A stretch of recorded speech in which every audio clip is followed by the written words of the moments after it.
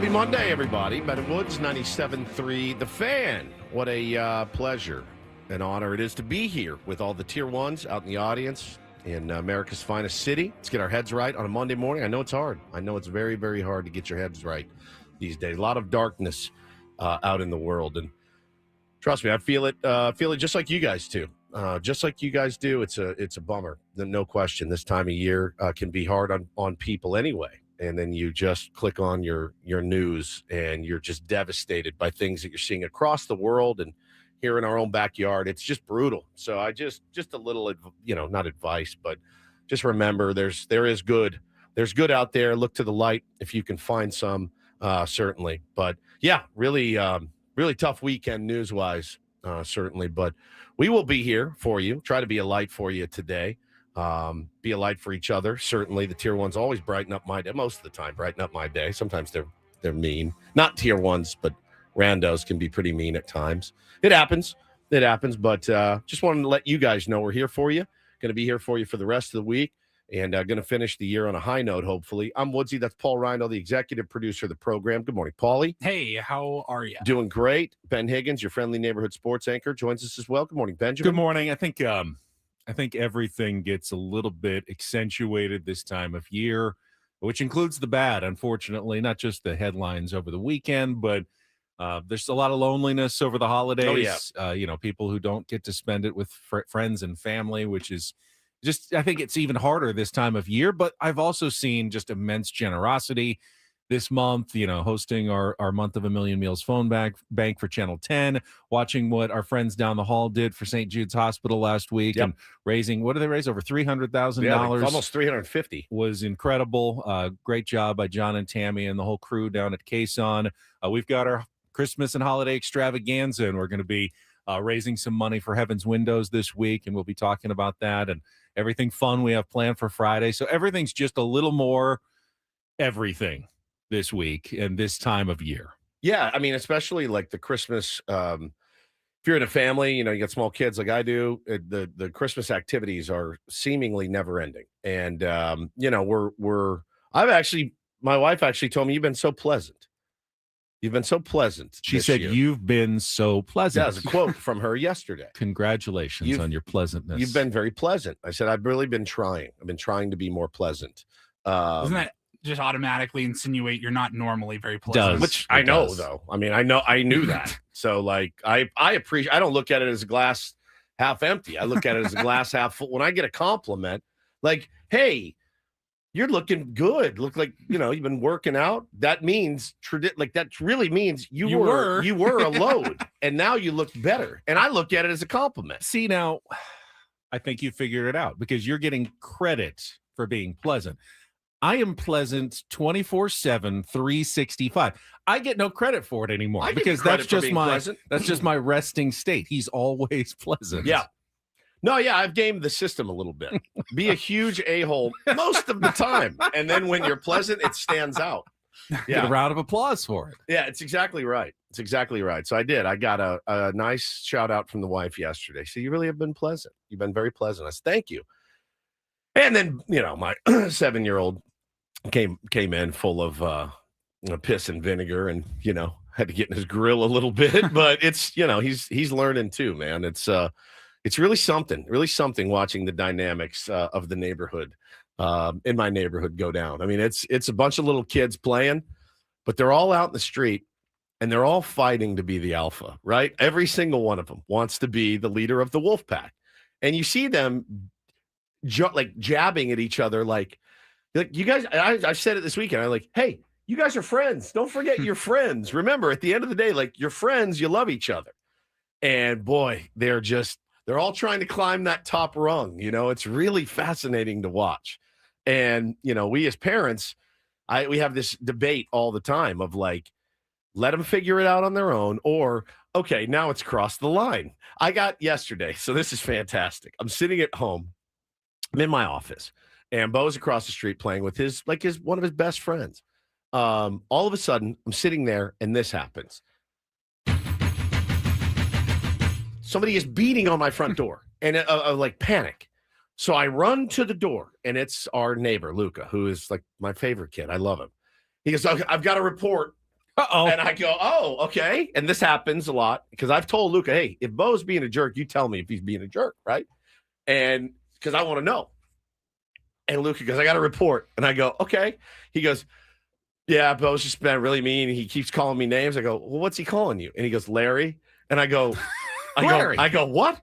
And he goes, yeah, Larry. And I looked at him, I go, so what? And he goes, well, I don't like it. And I go, okay, but like, you really had to come over and kick my door down because he's calling you Larry? Do you know his vocabulary, what he could potentially call you?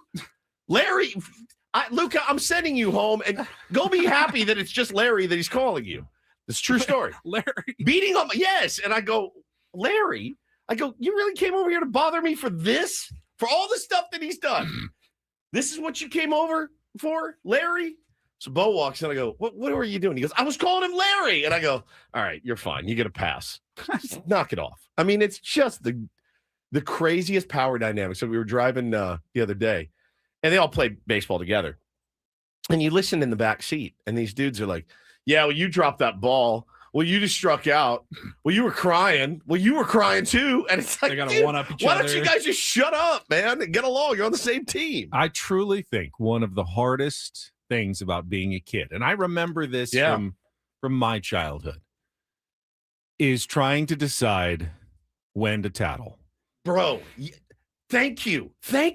Because if you do it too much, then you're Timmy Tattletale. You're a tattletale. You're a and snitch ass. No one likes the tattletale. But you have to do it. If you cover up the really bad stuff because you don't want to be the tattletale, then that's a problem. Then you're the chump.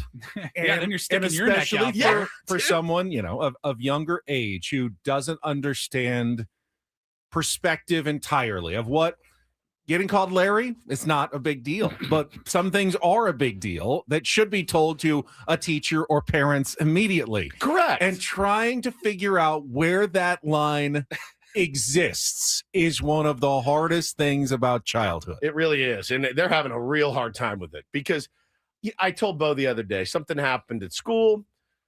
They were playing football, and he gives me I accidentally knocked this kid down, and then he slapped me in the face. And I said, oh, okay, well, that doesn't sound great. And he said, I go, well, what'd you do? He goes, well, I told the teacher. And I go, okay. And I go, Bo, here's where you're going to get a mixed message from your old man. I've told you many, many times. If somebody hits you, go tell the teacher, right? We're not in if somebody slaps you, you slap them back, bro. I'm not there yet. Defend yourself in a fight or something, but like somebody smacks you upside the head, all right, go tell the teacher, fine. But I did say, hey, man, context is important. I said, do you know what the word discerning means? And he goes, no. And I go, all right, for example, your dad this year, 2025. I went on a lot of trips, okay? And I caught a little grief for it. I'm going to be very discerning about which trips I take in 2026. Does that make sense? I'm going to think a little bit harder. I'm not going to be as willy-nilly and doing things, right? And he goes, okay, that makes sense. I go, so when it comes to tattling, you have to be discerning. And I said, a slap upside the head while you're playing, by the way, football Maybe you let it slide and you look at it. I go, did it hurt? He goes, no. I go, okay. So you move on. You're playing football. Boys will be boys, and you go back to your thing. Now, if it's something else entirely and you feel like he was being violent or something, then yeah, man, it's a different story. So, Ben, you're absolutely right. Like the when to tattle, like you can't. Taylor is like, oh, I told on Kai for saying poop, and I told on this, and I'm like, hey. Nobody likes a snitch, but you also just can't wear everything, right? You know, when it gets, because they're kids, they're still trying to figure it all out, man. It's just wild. What you really want to avoid is you don't want the kid who enjoys tattling. You know, like it should always think about it, and then if you really decide it's important and you do it, you should feel a little bad about it. Sure. But you feel like it's necessary. But you should never be like, I don't want to do this. You should never gleefully run to the teacher or the parent to tell on anybody else. So that should never be your emotion in that situation. And romantic about baseball, you're absolutely right. And he said it's more that he asks Bo to stop, and he didn't. Doesn't matter what it was. He set a boundary. Bo didn't respect it. That's exactly right. And I did tell him that when he came home, he was mad because I said, you can't play anymore. And I said, in the grand scheme of things, calling somebody Larry is not that big a deal. I said, but if somebody tells you not to do it, we went on a long walk, just me and him. And I said, if somebody tells you that they don't like it, they don't like it. And I said, that's kind of bullying, you know? And he's like, all right, that makes sense. He goes, I just didn't think it was that bad. I go, it's not that bad. I said, but for whatever reason, it was getting under his skin. And I'm like, I would never do that to Ben, right? I would never get under Ben's skin. I totally respect your boundaries. It's the wrong thing to do. It's just a wrong thing to do. If you're crossing his boundaries, even if you don't agree with Ben's boundaries, to then continue to do Have I ever tattled to Adam? Never once. Never once. I'm not a tattletale. Maybe you should. Adam! But you were a tattletale, weren't you? No, I really wasn't. I could wear it. Keep I it secret. I could always wear it. I really never. What's this making me do the corn top list again? I don't think I ever tattled on anybody. I was never a tattletale. That's good. Adam's a tattler. Yeah, I could see that. Oh, yeah. KG the elephant. I could see that. He is a tattler. But it's tough. No, I mean, but at some point I probably wore it too much. Yes, and should have said something. Yes. That's the toughest part about being a kid. You can swing too far in either direction, no question, and it can be a problem. Yeah, that sweet spot is really what you're looking for. Really for. hard to find. Hey, it's really hard as a parent too to navigate.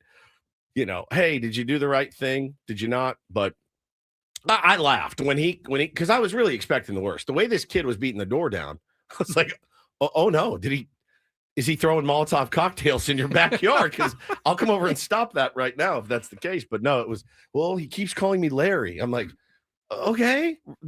Look, and again, it wasn't so much that, like if Luke had said, hey, I really didn't like this. It was the kicking down of the door that freaked me out and had me like, what did he do?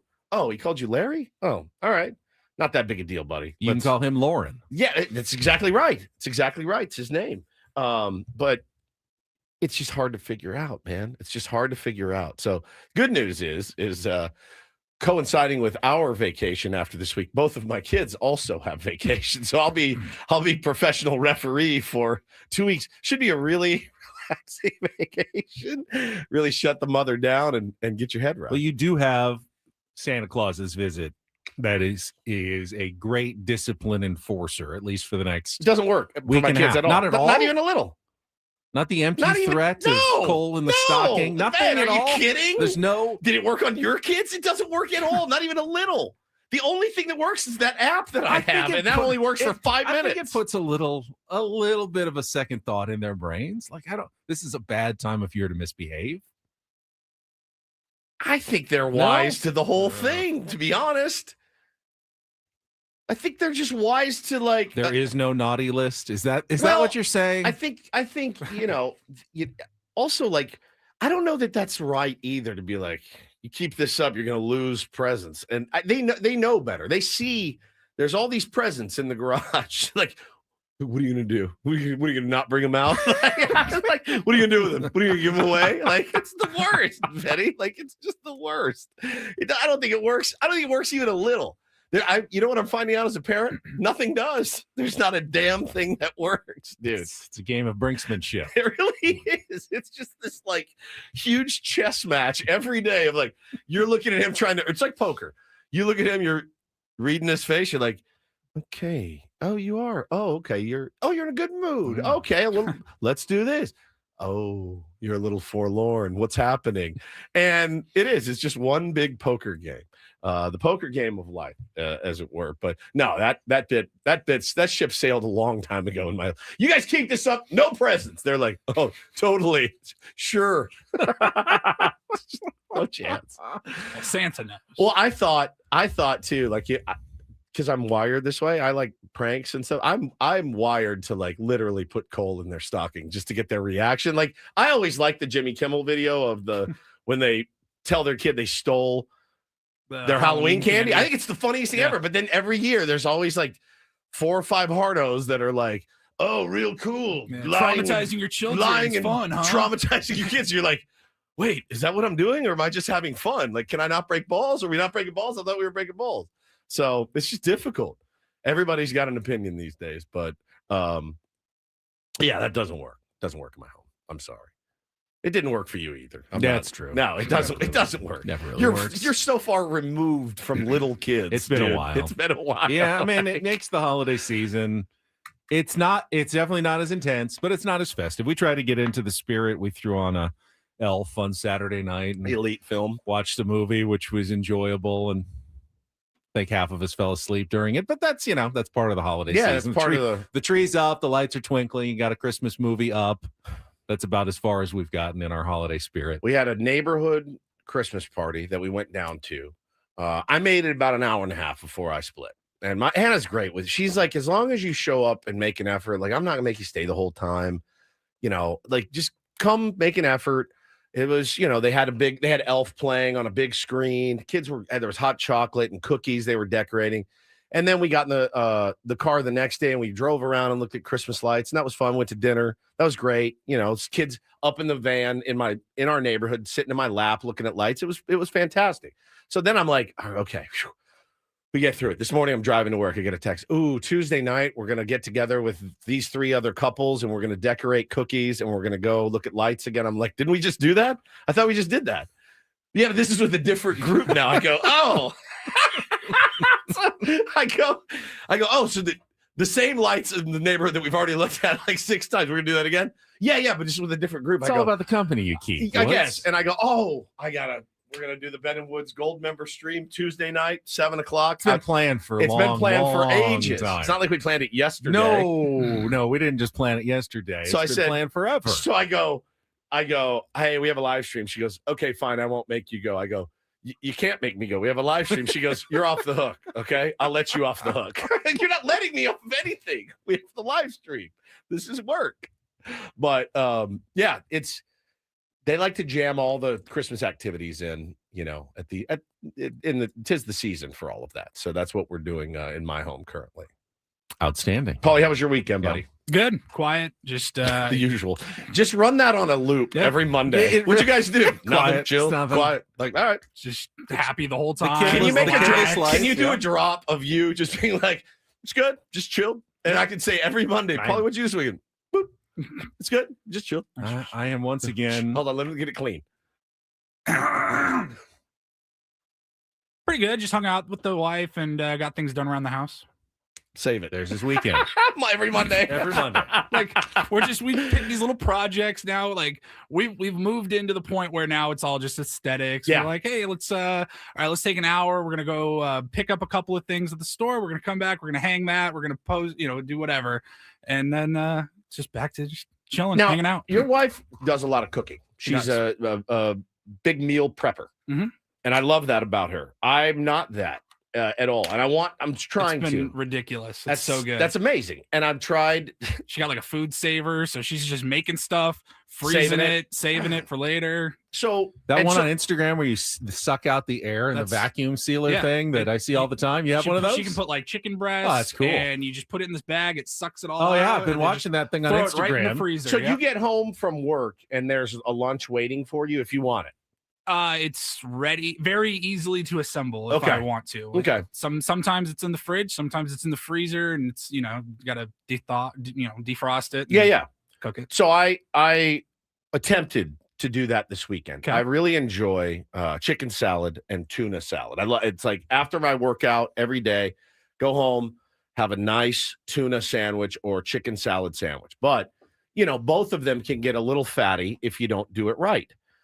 And so I'm looking online for healthy chicken salad recipes. And I find one and I go, all right, I'm going to do this. And I go to the store and I get all the stuff. I get dill. I get parsley. I get red onions. I get celery. Okay.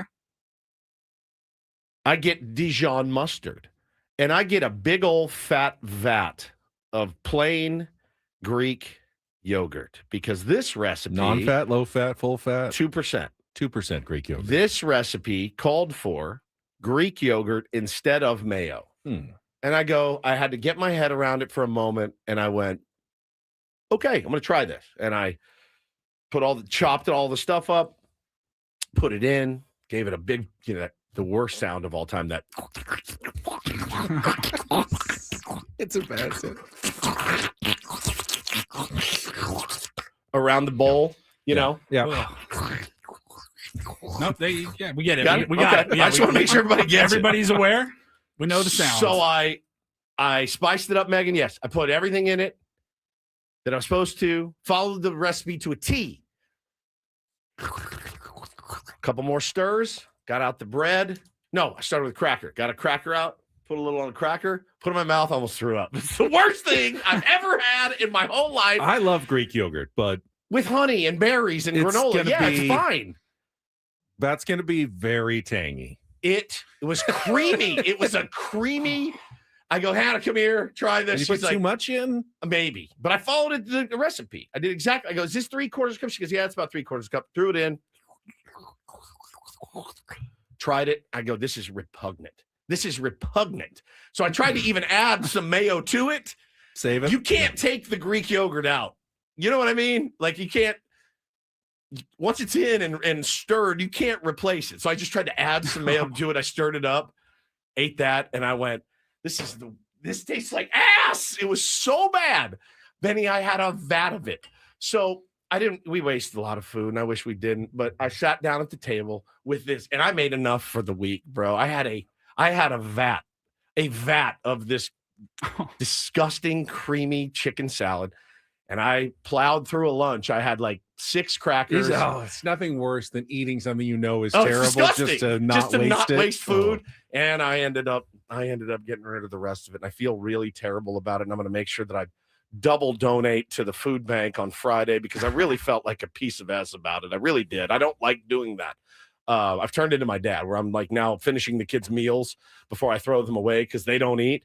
And so I just realized like, if that means I got to go a little harder in the gym for 20 minutes in order to just eat the mayo, I'm just going to eat the mayo. Yeah, it's got to taste somewhat good. This tasted. I should have brought some in for you guys to try. It was that bad. I did not get scammed by this recipe. By the way, I just followed it. These are people that know what they're doing. It was disgusting. It was disgusting, and I don't recommend enough subbing Greek yogurt for stuff. Just eat Greek yogurt as Greek yogurt. Add some honey, some berries, and some granola. Now you're talking. That's your breakfast parfait. Healthy, delicious, good for you. Tastes fine. Don't put it in for mayo. I'm not smearing it on a burger. Somebody said make some salad dressing with it. That's pretty good. Okay, maybe I can see that. But that's it good. Sucks, dude. It sucked. I can use a little less mayo in my tuna or chicken salad. Maybe you would like it. I don't even like mayo, but you have to have it. Yeah, what are you going to put in there? I mean, it's just mustard. That's the ingredient that makes it taste good. Damn it, man. I can acknowledge that. Even when I try to do something the healthy way, it doesn't work. All right, you guys ready to roll here on a Monday? You warmed up? Foreplay complete? I'm fired up. All right, let's do it. We will come back, set the menu, talk about a busy sports weekend, and get the latest on the Padres rumors that came out Friday, Saturday, Sunday, and still no major moves by your San Diego Padres. When are they going to happen? Before or after the holidays? Because this is our final week of the year. This is our last Monday on the air. After this Friday, we will be gone until January, first Monday in January. So maybe this would be a good week, hopefully, for the Padres to do something. Otherwise, we're heading into 2026 with a lot of question marks. We'll talk about it coming up after our first check of traffic with Kelly Danick. Good morning to everybody. Ben Woods and Paul with you on San Diego's #1 sports station, 97.3 The Fan.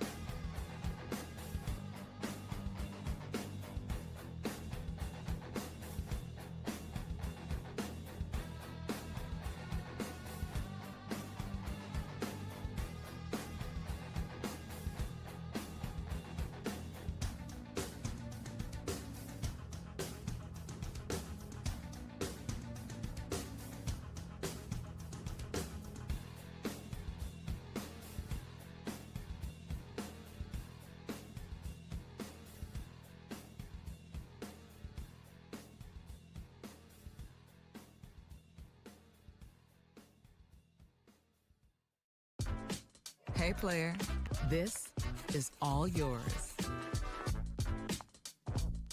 This room with this view. This speakeasy with this cocktail. Hey, could you make that too? The spa with this. Ah.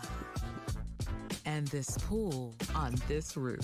This is all for you. The all-new Hamul Casino Resort, now open.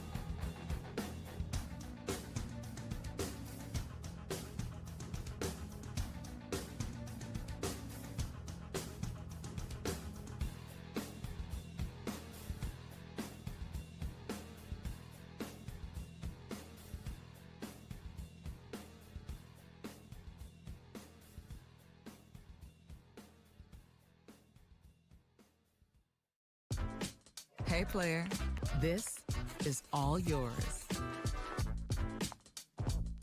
This room with this view. This speakeasy with this cocktail. Hey, could you make that too? The spa with this. Ah. And this pool on this roof. This is all for you. The all-new Hamul Casino Resort, now open.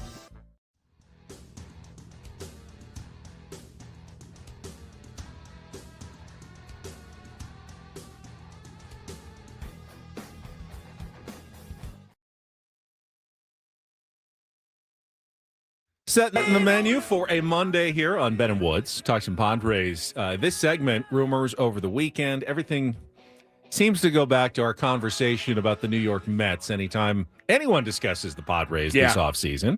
Also hearing some Michael King rumors over the weekend, teams that are interested, and they are all very far away from San Diego. I saw first one I saw was, these teams are interested, right? Usual suspects, the Orioles, the Yankees, the Red Sox, okay? East Coast guy. Makes sense.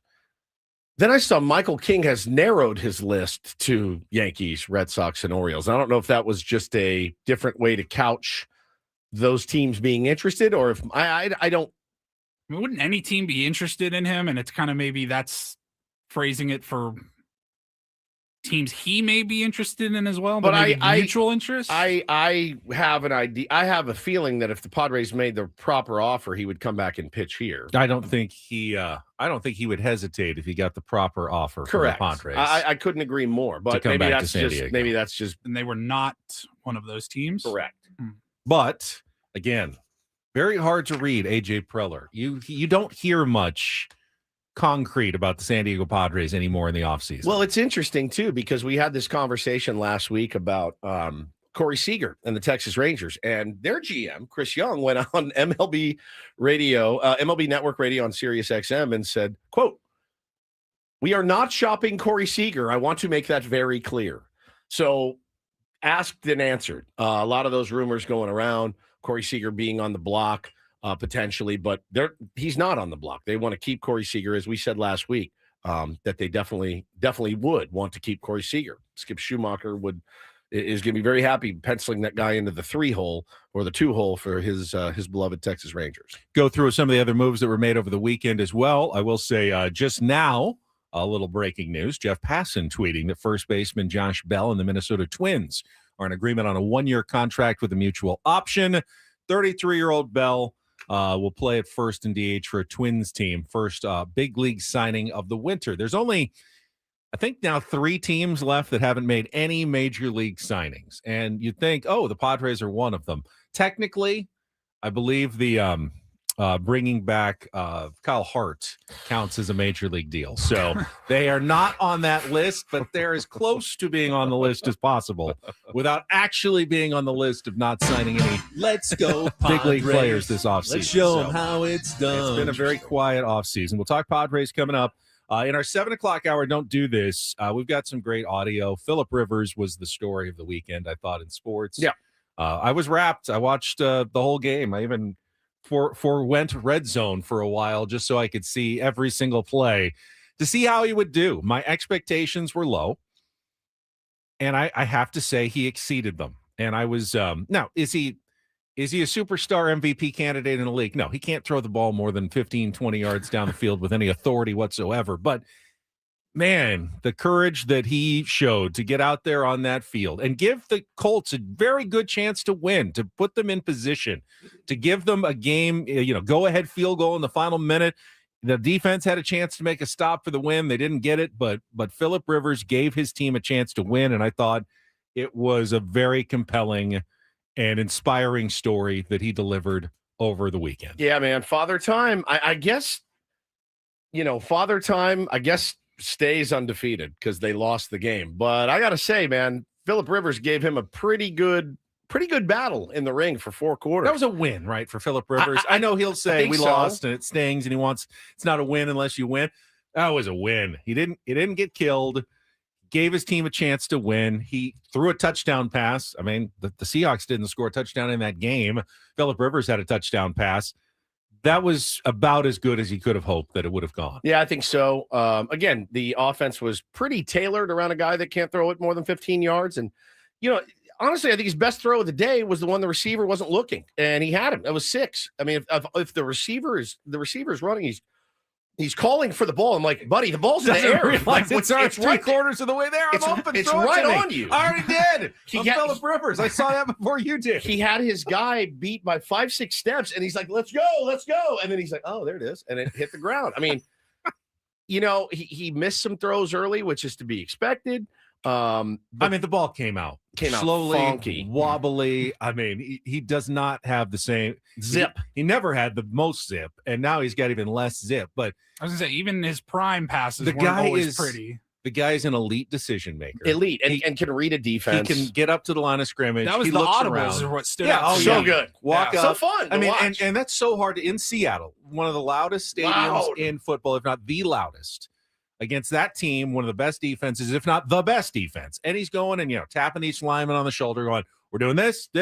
You ready to go? Dude had 3 days. I mean, it was very impressive in my mind. Very impressive. And, I would imagine they'll stick with him. He gives them the best chance to win going forward. They're up against it. The AFC is very tough right now with, the wild card opportunities are drying up with the Chargers continuing to win. The Bills have gotten hot again. I mean, there's just too many good teams in the AFC, and I don't think Indy's going to have enough in the end to make the playoffs, but he gives them their best shot going forward. Mm-hmm. It was fun to watch, man. Yeah, we'll play some of his post-game audio and do Isn't that kind of sad if that's truly the way it is? Like 44-year-old Phillip Rivers gives them the best chance. There's no other backup anywhere. Like there's nobody that's actually still currently playing the game and in more peak shape that they can go and there's get. way more quarterbacks who can run better and throw better, but none of them can make the decisions that Phillip Rivers can at age 44. They'll make three bad decisions. Well, they're going to have to decide. I mean, they're trying to still make the playoffs. They're trying to still save this season. They're going to have to decide. The Colts are, do we want the decision making or the athletic ability? But that's also an indictment on football as it currently stands. That a 44-year-old is, you can't. Where are the guys that are able to do that? Right? Where are the guys that are able to again? I watched Gardner Minshew coming yesterday. Like, he hasn't thrown a pass all season, and I'm like, that's a problem. Like, that's a problem. The development of quarterbacks is something that I know a lot of the talking heads were talking about. Like, man, you really had to get a 44-year-old that can read defenses now. That's the only guy you can find that can step in and read a complex defense. I think you just can't simulate it in practice. Guys need playing time to get that experience against real defenses at real game speed. And the only That's if the you're argument, a backup, though. That's the same. That's the argument. Is like, wouldn't you? Why are you going to get a guy that hasn't played in 5 years? You're saying because he's done it for 17 years. Right. He's read defenses and played against those guys, and he knows that offense like the back of his hand. Riley Leonard has done it for 5 minutes. Yeah, and again, basically. That's what I think is the biggest key. Is that he's been running the same offense with his high school. Yes, Mm-hmm. yeah. No, if it's a new coach, new system, he couldn't go into any other team. He's and not do doing this. The Colts were the only team he could have gone in and done that for. The only team. Correct. I mean, literally, like take the Chargers, for example. Like Jim Harbaugh probably has a much different offense. I don't know, but I'm assuming at this point, he couldn't just call Phillip Rivers and be like, "Hey, you want to come back?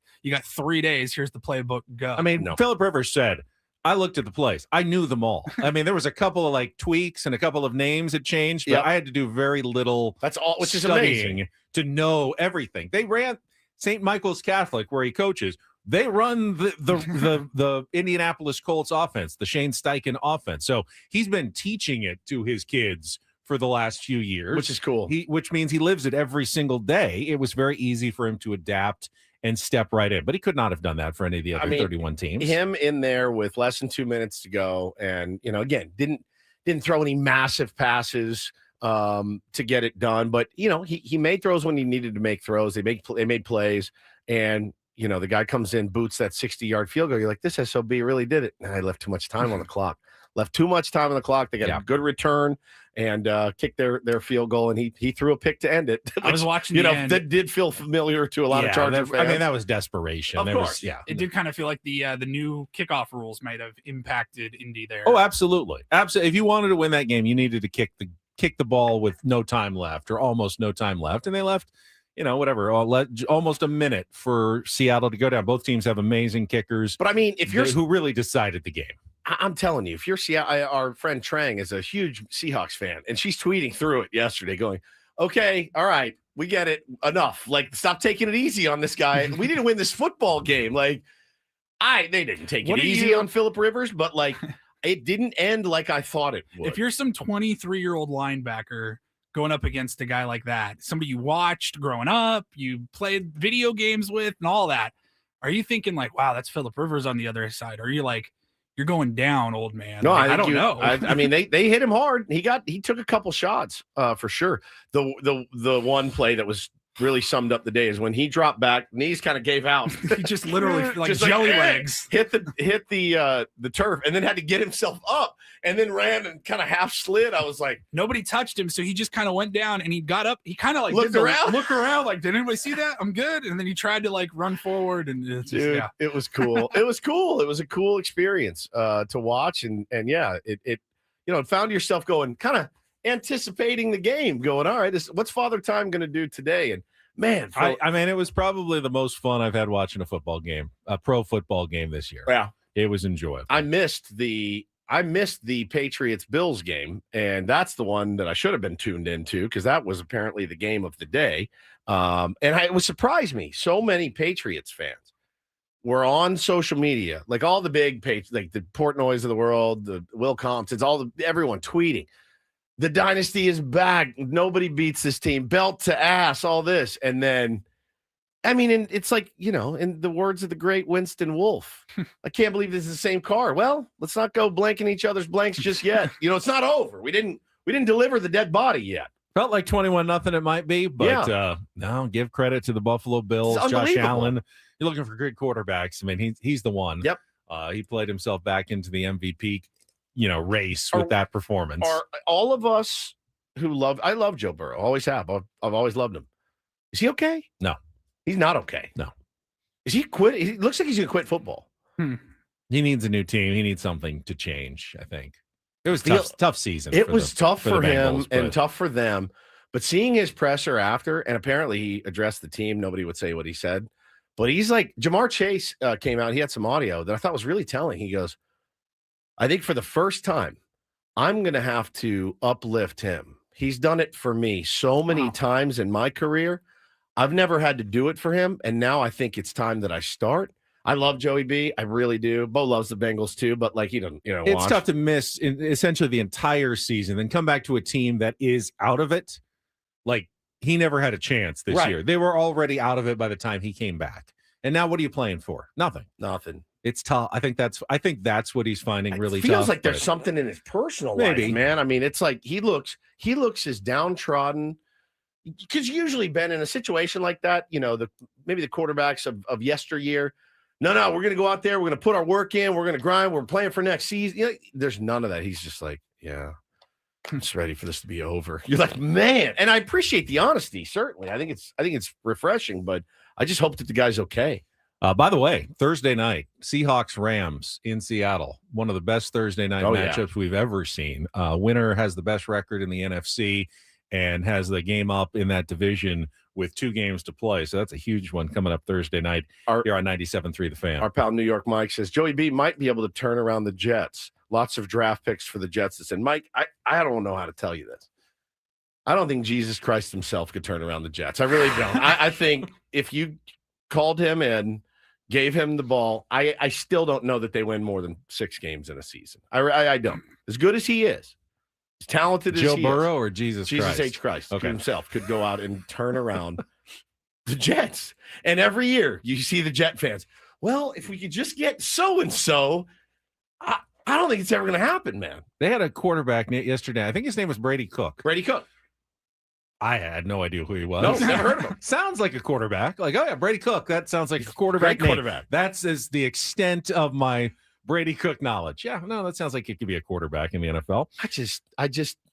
I feel for Jet fans. I do. One of my best friends is a Jet fan, and every week he's like, today's the day.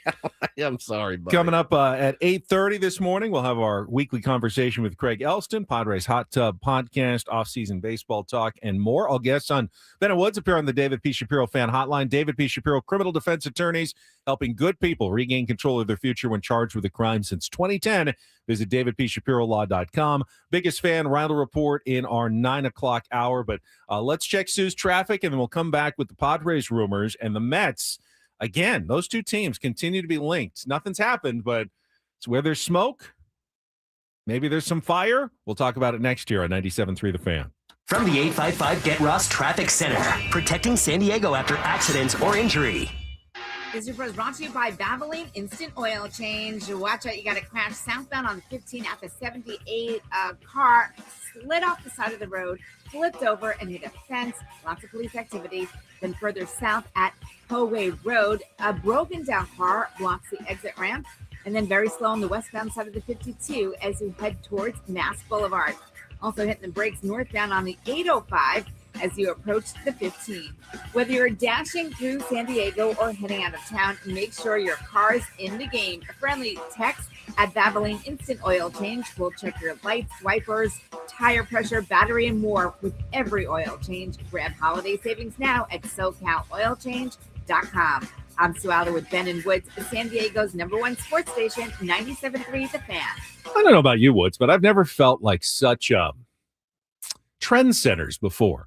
Because every single Padres report now, ever since we talked about Francisco Lindor, the Mets, potential rumors a couple of weeks ago, every single report that has come out has had to address something along those lines, including what Dennis Lin and Ken Rosenthal wrote in The Athletic this weekend about lots of trade talks going on between the Padres and the Mets, but they had to be very, very clear that they don't involve Fernando Tatis Jr. and they don't involve Francisco Lindor. Yep. But everybody else seemingly on the table, including Nick Pivetta, Mason Miller, Ramon Laureano's name was brought up, Adrian Morejon, Jeremiah Estrada's name was brought up.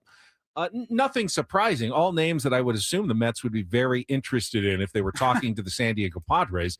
I think the question is, what would the Padres want back from the New York Mets? And for me, the answer is clear. Nolan McLean would be my top target. It's not happening. That's what the Mets say, that he's off the table.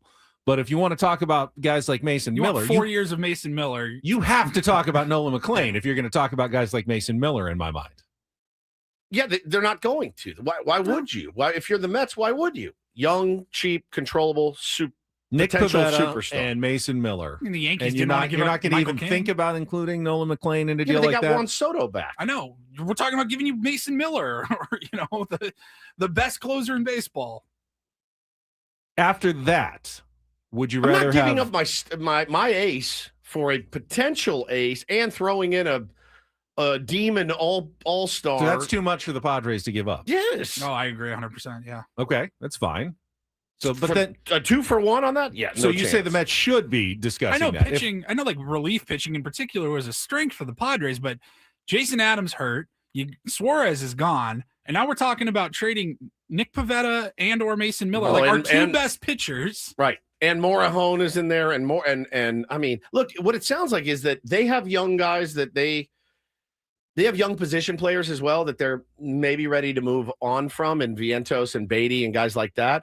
And they want some of the more proven guys. We would be sending away more proven guys for a lot more unknowns, in my opinion. I agree. It's a risk, but the Mets have what the Padres need the most, and that is young, controllable starting pitching. Whether it's Nolan McLean, Jonah Tong, Brandon Sprout is a name that is also brought up, and I think that's the clear order. I think McLean is the top tier. He's their top prospect. He's the number one guy. He looks as close to a sure thing as you can get for a young pitcher. Jonah Tong, we saw him make his debut last year, only 22, which is very intriguing. He's the youngest of the three and already major league ready with some rough spots and control. You gotta dial it in, but who would you want dialing it in more than Ruben Niebla? Sprout is a little more of the unknown. I think he's also 24 or 25 at this point, but they're all in their top 5 in prospects in that system. And the Padres do need young, controllable starting pitching more than anything else, which makes sense that they're talking to the Mets right now. Yeah, for sure. I mean, Tong is an interesting one, certainly. Dominated the minor leagues. I mean, dominated. 10-5 with a 1.43, 179 Ks across 113 innings. Picked up a victory against the Marlins, went 5 innings, allowed 4 runs, 1 earned, struck out 6, walked none. We faced him too last year, didn't we? I believe so, yeah. I don't know that it went well for young Jonah Tong. I don't think it did. I think we not. lit him up in the first inning and knocked him out, if I remember correctly. Yeah, I mean, but he's got a young, good arm. I mean, absolutely good arm. But I don't know, man. Like I'm not giving you Nick Pivetta for Jonah Tong. Certainly not. I'd like to win I'd consider that. Like straight up one for the other. 1 year of control for Pivetta for 5 more years of Tong, at least 5.5, 6 more years of Tong. I think you think about that for sure. That's the only reason Nick Pivetta is on the table now, is that you can get many years of pitching for 1 year of pitching. I'd talk about it. All right, we'll come back. We can continue the Padres rumor discussions. Michael King's name being floated around in free agent talks, but not with the San Diego Padres. That's all coming up. Hour number 2 of Ben and Woods next on San Diego's #1 sports station, 97.3 The Fan.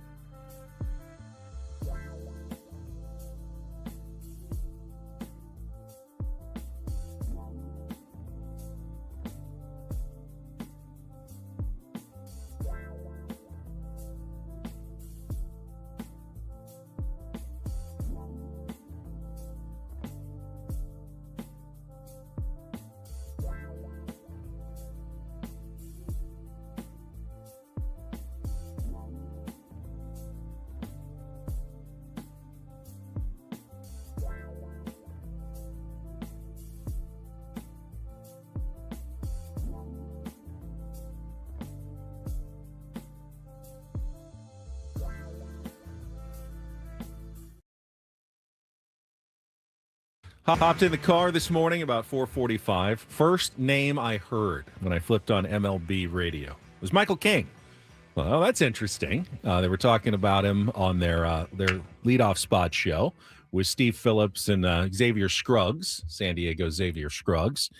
And the names that they were talking about, you mentioned it earlier, Baltimore Orioles, New York Yankees, Boston Red Sox all seem to be in the AL East on Michael King. So either a reunion with the Yankees, back to kind of his hometown with the Red Sox. Apparently, when the Padres went to Fenway, he had to leave like 40 tickets for family and friends at Fenway. So a lot of connections there. Or you go with the flavor of the offseason, the team that signed Pete Alonso that looks like they're trying to make a big splash and needs starting pitching, and that would be the Baltimore Orioles. 3 very interesting candidates and landing spots for Michael King potentially this offseason. You know, the other thing about baseball and free agency that is kind of blowing my mind right now is we're not hearing a lot of movement on guys that I absolutely thought we would. Framber Valdez. Correct. Have heard nothing. Ranger Suarez. I've heard nothing.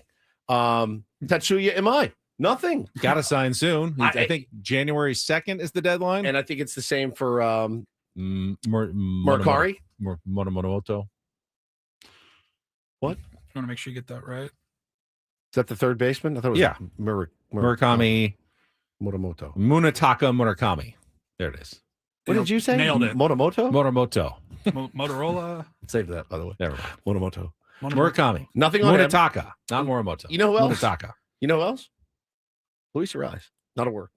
No. Not I'm not. one- That's the one I'm not surprised by. One I word. I almost can Yeah, guarantee hang on, that hang Luis on. Ariz is one of those spring training signings. Josh Bell is off the board, Yeah. but Luis Ariz is out there. Yeah, Too much money. He wants too much money. of course. He's a 3-time batting champion. His agent's got to try to sell him as a 3-time batting champion. I know who he should hire as his agent, to be honest. He runs the infield for Baltimore Orioles farm system. Huh. Yeah, the starting pitching market, unlike the relief market, has been pretty quiet so far this offseason. Dylan Cease has been the major name that is gone. And I think everybody like Framber Valdez, they want Dylan Cease money. And they're not finding the market for it. Dylan Cease had the peripherals that kind of excited everybody, the durability that made him worth a gamble, that the Toronto Blue Jays, a team that had just come this close to winning the World Series. And when I say this close, literally this close to winning a World Series, you know, they were willing to make that move early. But everybody else has been afraid of spending a ton of money on starting pitching far this offseason. And then the Diamondbacks go out and they drop $40 million on 37-year-old Merrill Kelly to bring him back, which I found, again, to be an odd move. But knowing that it's not my money, and if I'm a Diamondbacks fan, I'm like, fine, at least we have somebody in the rotation. Here we are over here, you know, hey, should we trade our ace and our all-world closer for a rookie named Jonah Tong? Like, I just, it's something. You know, they're doing something in our division. Teams are doing things in our division where we really haven't been able to make anything materialize yet. I think one of the things that is concerning Padres fans is how do you replace guys like Dylan Cease, Michael King, if he does leave? Obviously, Yu Darvish is not going to pitch this year. Ryan Berger, Stephen Kolek, even Nestor Cortez. Those are the 6 starting pitchers who are all gone in one way, shape, or form for next season. So you're going to have to replace them. Now, I went through the numbers this weekend, and you take the starting pitching that left. It's a lot of innings that you have to replace. But last year, they weren't all that great. In the aggregate, 24 and 28 with about a 4.2 ERA between all of those guys together. Okay. You didn't get great starting pitching last year from those guys that you're losing. Now, certainly Michael King could do better this year. Certainly Dylan Cease could do better this year. But what you need to replace, and you got to 90 wins last year, and that was without Ramon Laureano in your lineup at the beginning of the year. That was without Freddie Fermin in your lineup for most of the year. So your offense should be better. What you need to replace is 24 and 28 with a 4.2 ERA. Joe Musgrove is the first part of that.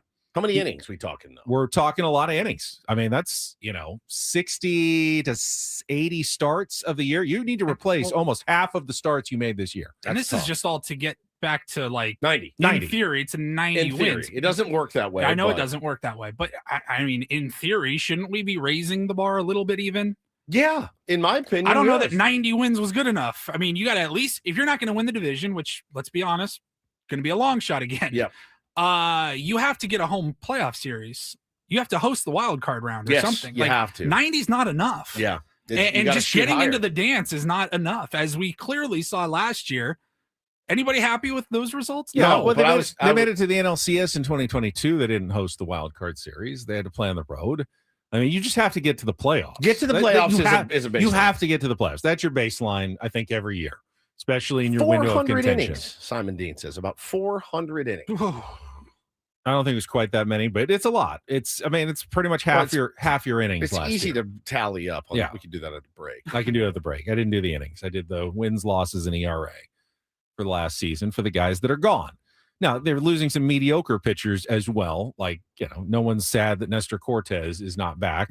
That's not hard to replace. Stephen Kolek went 4-5 with a 4.18. Yu Darvish went 5-5 with a 5.38. Dylan Cease went 8-12 with a 4.55. I mean, Michael King was 5-3, didn't pitch 15 starts. That's all 73 innings, 3.44. Berger actually was the best one. He was 1-0 with a 2.78.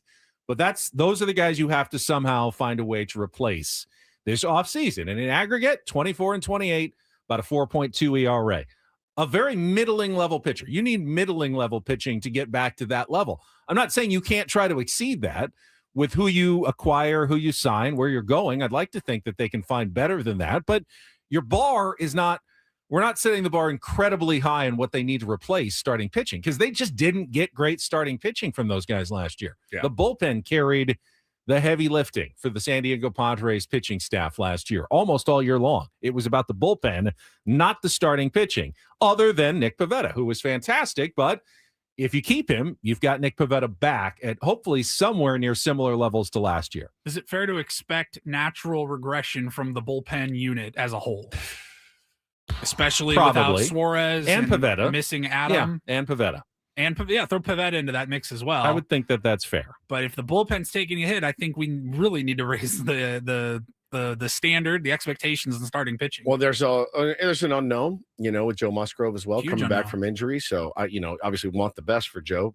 Expect the best. Joe expects the best of himself as well. But yeah, man, a year not throwing competitively. How's that going to go? You're going to have to give him a little grace, I think, to get started. And you're probably going to have to manage his innings a little bit as he comes back. But this is the age-old debate, man. What do you do? There are guys out there. Can you afford them, or are you willing to pony up for a Ranger Suarez, Ben, who would be fantastic in this rotation, as would Michael King, as would any of the guys that are still out there. Zach Gallen signed yet? Zach Gallen has not signed, I Okay. don't believe. He's still out there as well. Yeah. So I again, shopping at the top of the market it doesn't feel like it's something they're going to do. I do feel like trade is going to bring us the guys in our rotation. What's that look like? No idea. But I mean, you're talking, some of those Mets rumors were like, hey man, you want our left fielder, our opening day starter, and our closer for Sproat and Tong? Pass. And Vientos or something? No thanks. I'm good. I'll roll with what we got. We can reassess at the deadline. That sounds like, hey, Mets, you guys want to go to the playoffs? Yeah, do you next guys year? wanna go to the playoffs? We'll give 'Cause you we're your happy missing to help pieces. You take our spot, and then we'll watch. That's like exactly you guys did. right. That's exactly That's how right. that sounds to me. I'm you know what? And as much as I want them to sign somebody, I've learned as a Padres fan, Ben, if I can ride it out to the deadline and the team can ride it out to the deadline. Now, here's what you also have to take into factor. What are the odds they're going to get off to the kind of start that they got off to this year? That was fantastic and really carried them most of the season. It did. And which is great. We've said for years, these games matter. Like it proves the point.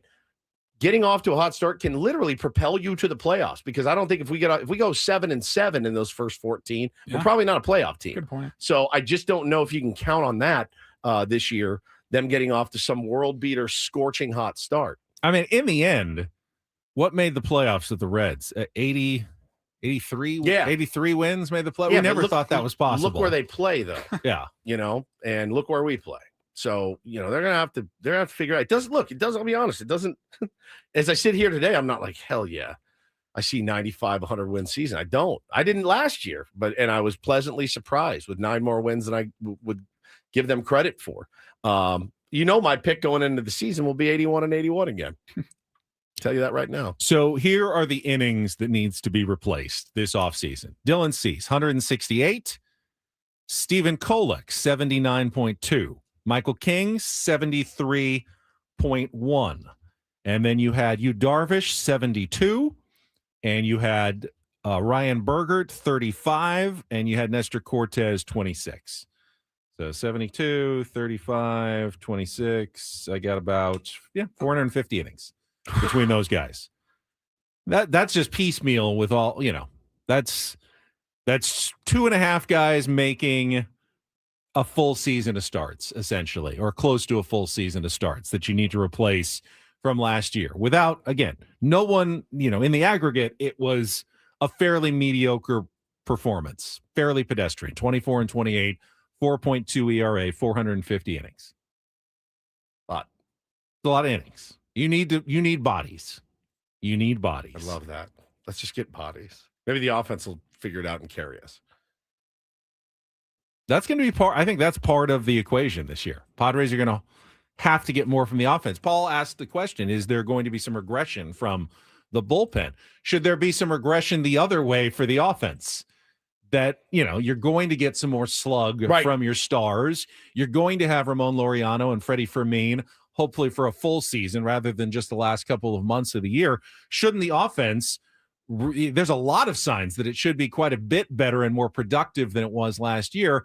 How much can you drop off in pitching and still get to where you were, even better than the 90 wins? I think there's definitely a formula there, depending on what A.J. Preller does pitching-wise this offseason. Again, doesn't need to sign 2 aces. Needs to sign 450 innings at a 4.2 ERA.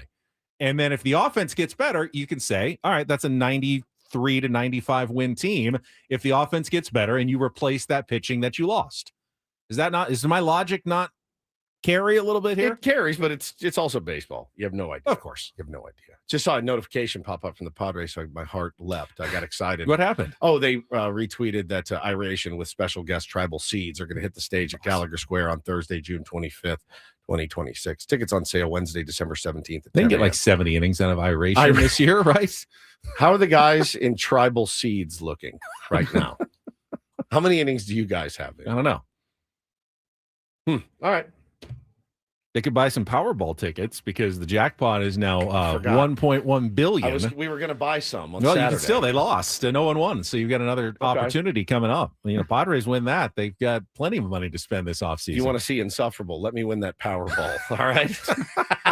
The most insufferable that I've ever been. All right, let's take a timeout. When we come back, don't do this, including not the, what would you call it? Not the classiest loss for Heisman Trophy runner-up in history. Wow. Plus some Phillip Rivers audio that moved Woods, which that's always a good thing to move Woods. Get to that coming up next after a check of traffic with Ben Woods on San Diego's #1 sports station, 97.3 The Fan. First, though, trustandwill.com is where Woods and I both, a year ago, right about this week, yes, a year ago, we were both going through the process online. I could not believe how simple it was.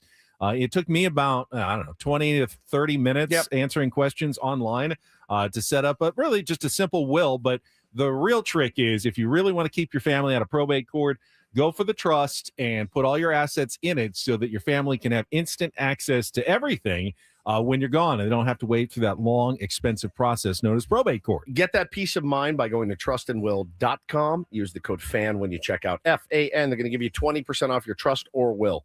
As Ben just mentioned, probate court, not ideal for your family after you're gone. So make sure that you do that. It's a great time to do it. It's that end of the year. I need to take care of business, get ready for the new year. Great time to go to trustandwill.com. If you need to name guardians for your kids, which you should do because the state will do so if you haven't done in a document. You don't know who they're going to put them with, but you can decide all at trustandwill.com. Again, use code FAN at checkout. Get 20% off your trust or will at trustandwill.com this holiday season.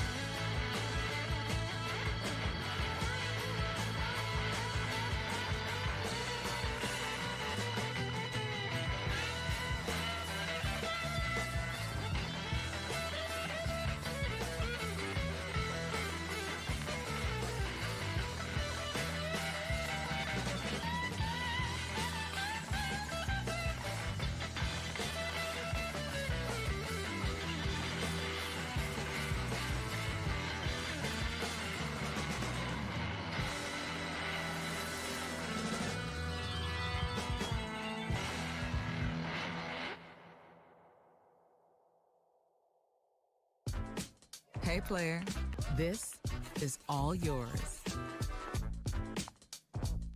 This room with this view. This speakeasy with this cocktail. Hey, could you make that too? The spa with this. Ah. And this pool on this roof. This is all for you. The all-new Hamul Casino Resort, now open.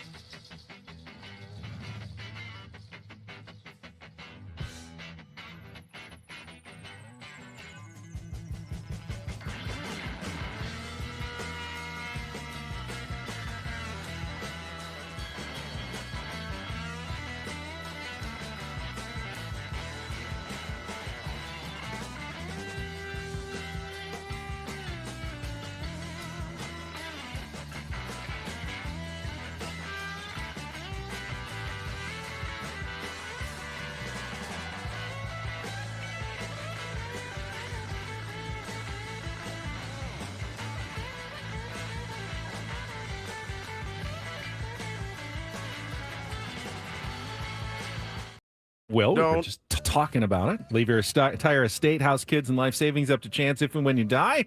Do. Set up a trust or will online at trustandwill.com. This is a lot more affordable than you think. Visit trustandwill.com for more info.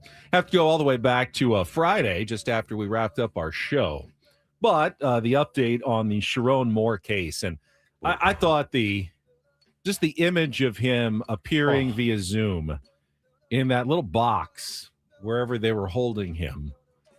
To think that the week prior he was the head coach at Michigan, preparing for the Citrus Bowl, one of the premier football programs in America, fired, arrested, charged, and then in a jumpsuit in a tiny, I don't know, like 4 foot by 6 foot box, looked almost like a coffin. It was terrible. He was sitting in.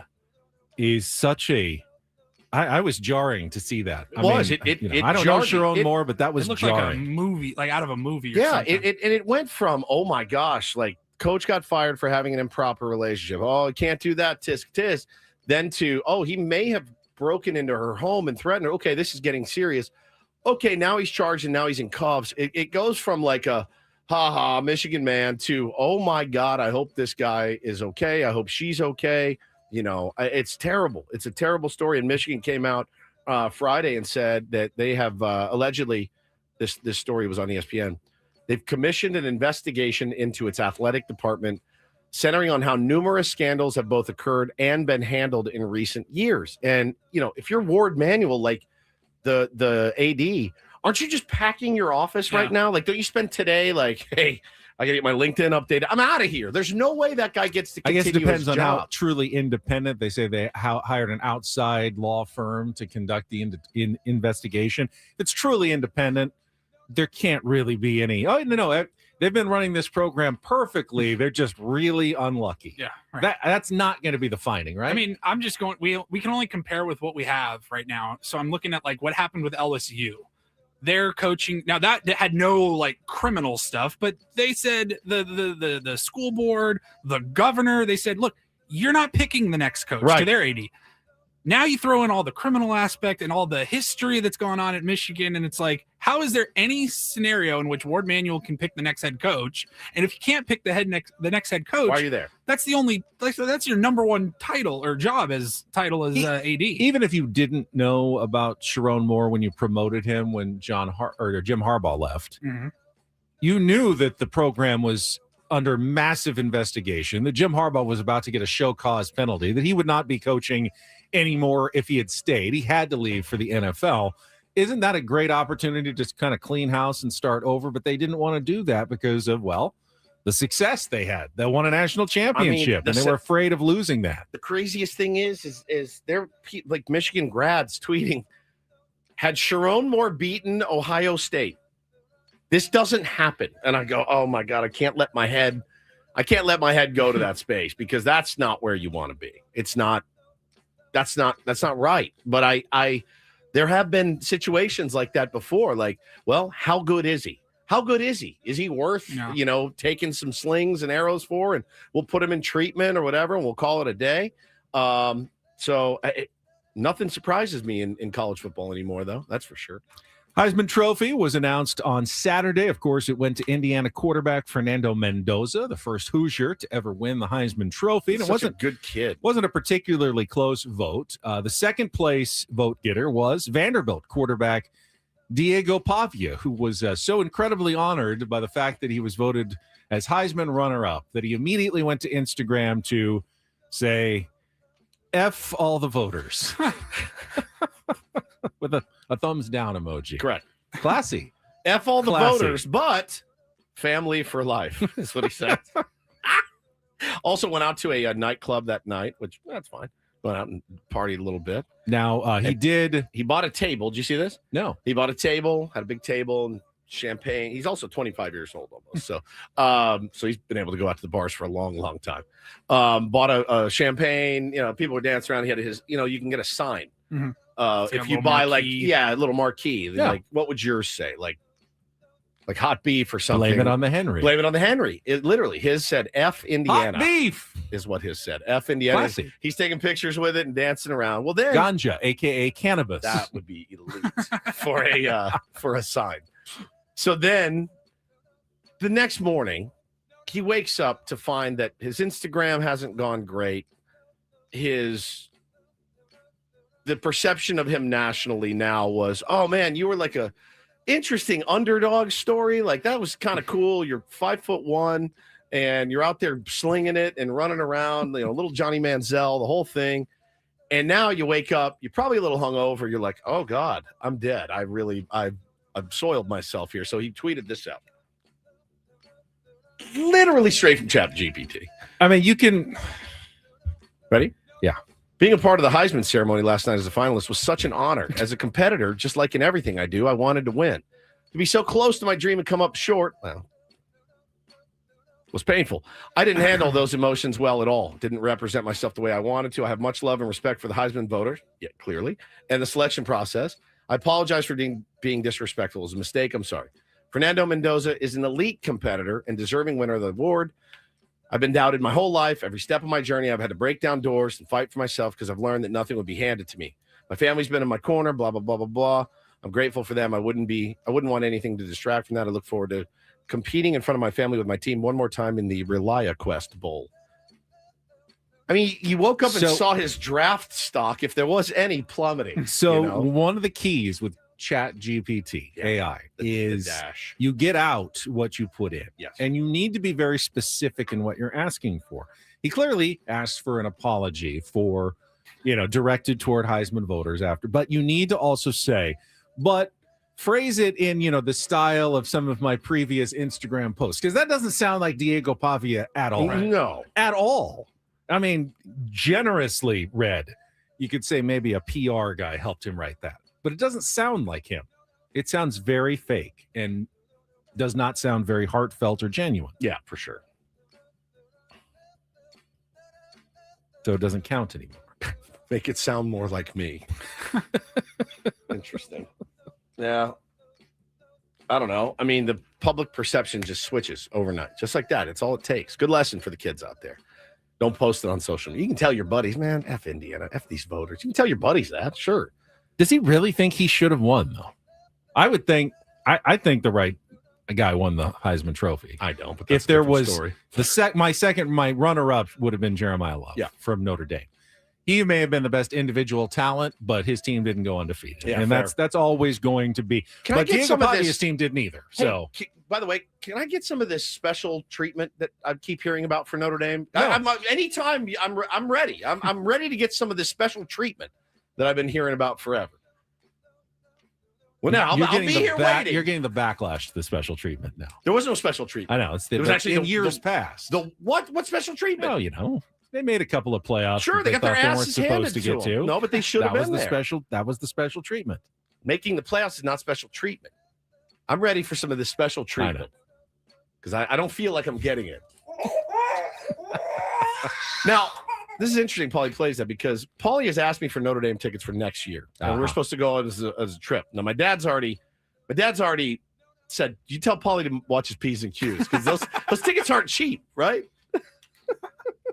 That was directed at you, not Gary. Yeah. I would never disrespect Gary like that. I'm an extension of Gary. Believe you me. Finally, little do this. DD mega doo-doo. We talked about Phillip Rivers and his performance, the ups and downs. Was it a perfect quarterbacking exhibition? No.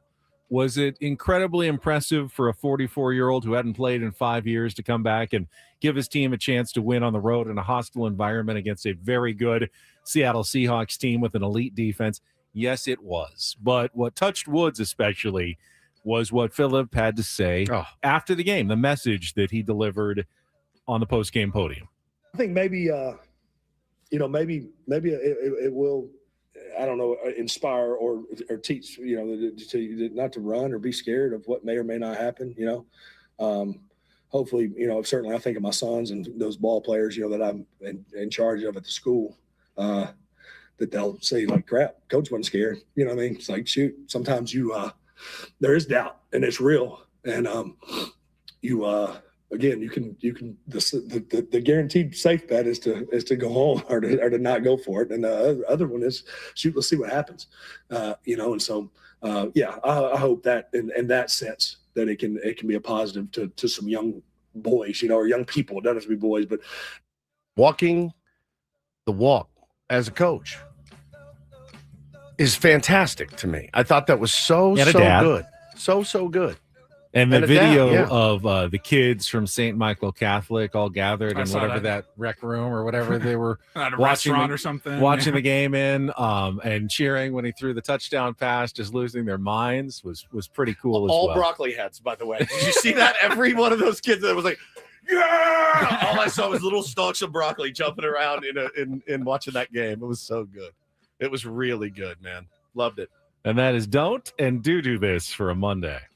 That was Don't Do This with Ben and Woods on 97.3 The Fan. When we come back, we can talk a little bit more about the football weekend, including major injuries left and right, including Patrick Mahomes, not only done for the season, but next season coming into question after what happened yesterday with the Kansas City Chiefs, who are out. Plus, a lot of sad news nationally and internationally over the weekend, including a beloved filmmaker. You saw the headlines yesterday. We'll get into all of that coming up next with Ben Woods on 97.3 The Fan.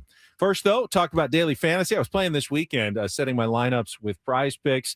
I did some pro football on Sunday. Did a little basketball as well when watching the playoff, the tournament games over the weekend. It's very easy to do with Prize Picks. You're just picking against stat numbers, picking more or less on statistical projections from some of your favorite players. They have all the stars in every sport, whether you're watching Luka Doncic or LeBron in basketball, or if you're watching Josh Allen in football, you can just pick against the numbers, touchdown passes, rushing yards, rebounds, points and rebounds and assists. More or less, the more you put together, the more you can win. In fact, if you put together a 6-player lineup, and you really go big, you can win up to 2,000 times your money with Prize Picks, or go a little smaller, 2 or 3 player lineups, or go with the flex plays where you can set a 4 or 5 player lineup. You don't even need to win every single one of them for a winning lineup with Prize Picks. When you download the app, make sure you use the code KWFN. You're going to get $50 instantly when you play your first $5 lineup. That's $50 instantly when you play your first $5 lineup with Prize Picks. Over the holidays, watching all the football bowl games, plenty of chances to get started with Prize Picks, where it's good to be right. Must be present in certain states. Visit prizepicks.com for details.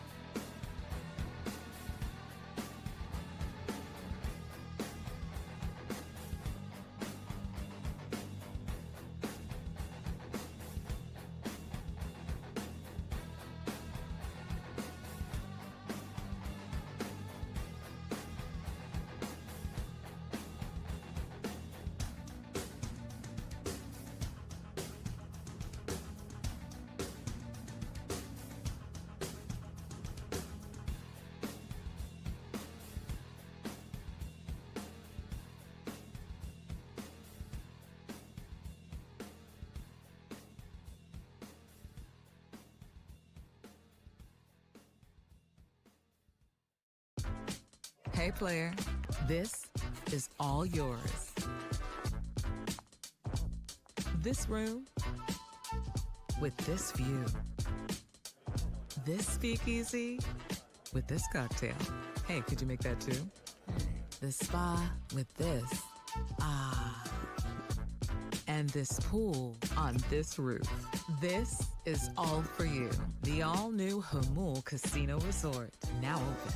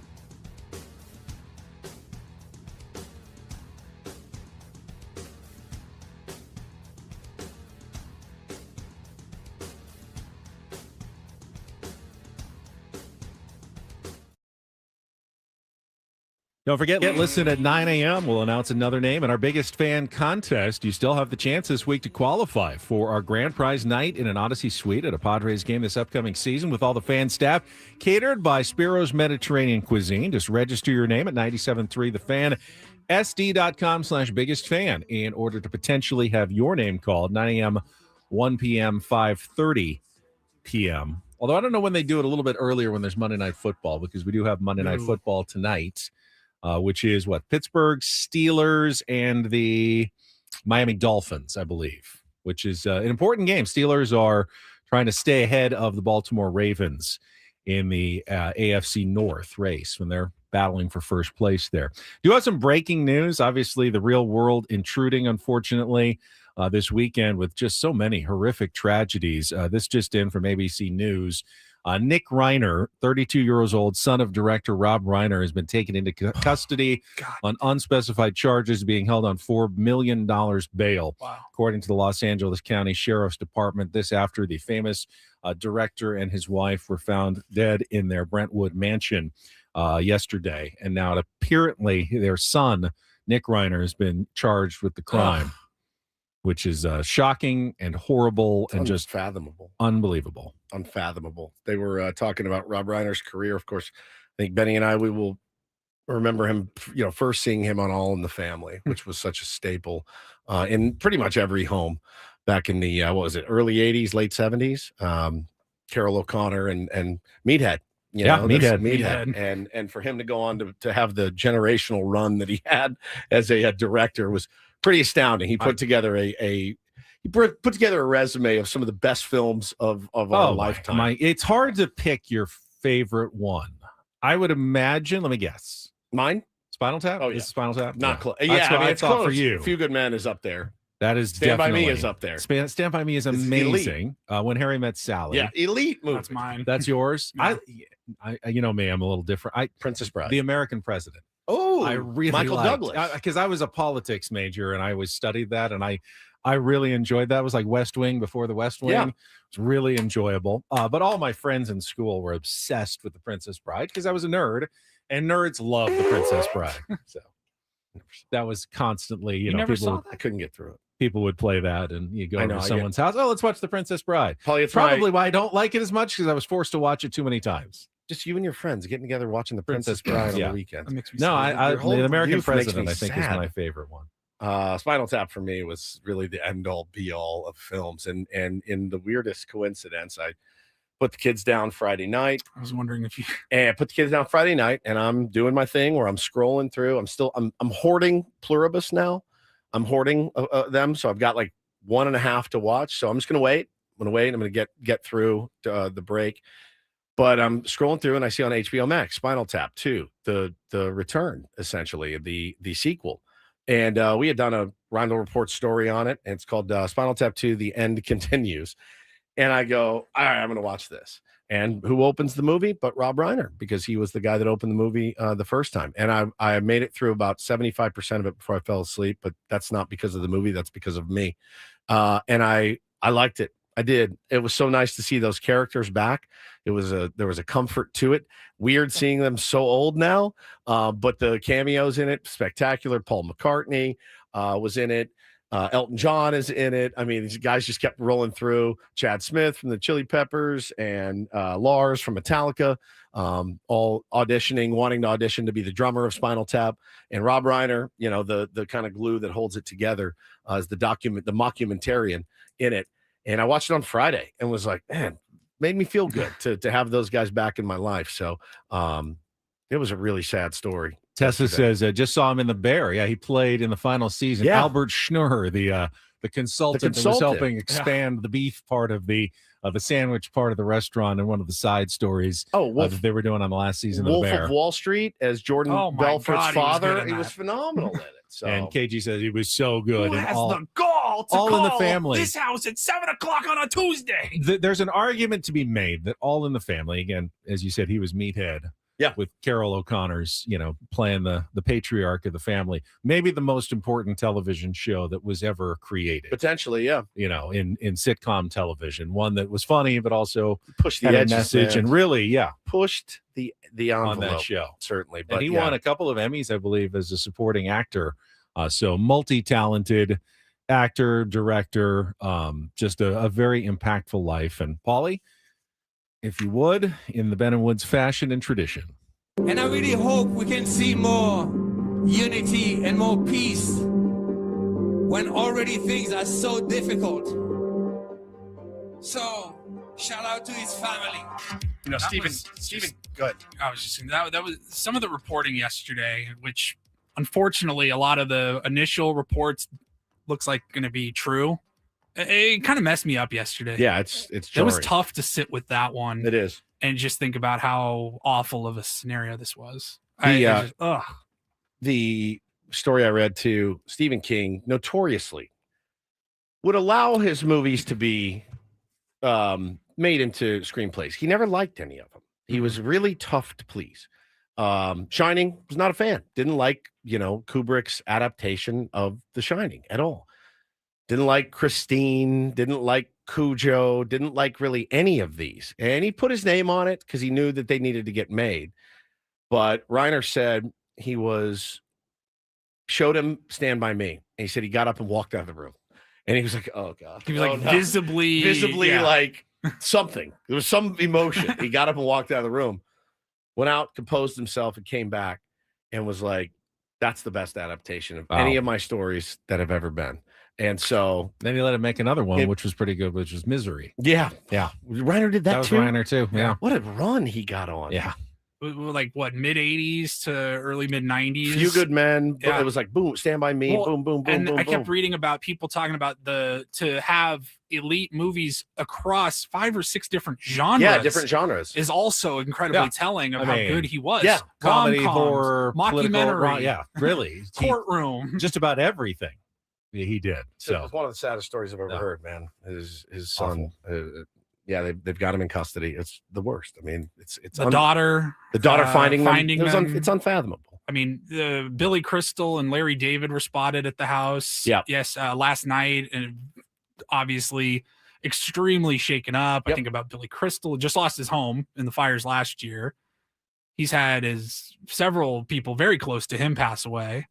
Yeah, life is pain, man. I think you read stories like that and you're like, it doesn't make sense in my head how something like that happens. It's right. The house is right in where my grandmother used to live. Really? In that neighborhood. We used to walk by Rob Reiner's house all the time. He had the little lighthouse. Crazy. It was that little mailbox was the lighthouse from the movie company there. Yeah. I didn't spend a lot of time in Brentwood. I know.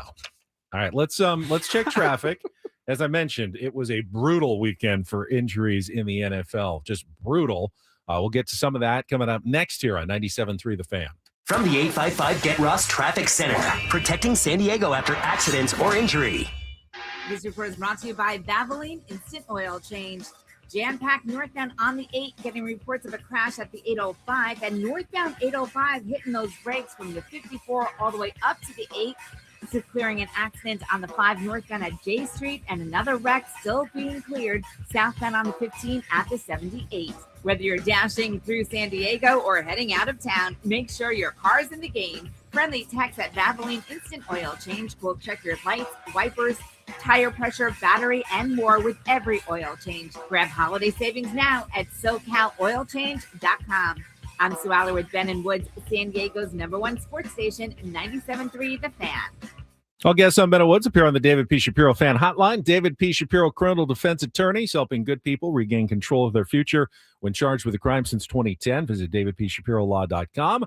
Greg Elsten will join us right there on the David P. Shapiro Fan Hotline at 8:35. The 2 biggest injuries yesterday. I don't think Patrick Mahomes is actually the biggest. It's certainly the biggest name, but they were going to miss the playoffs no matter what.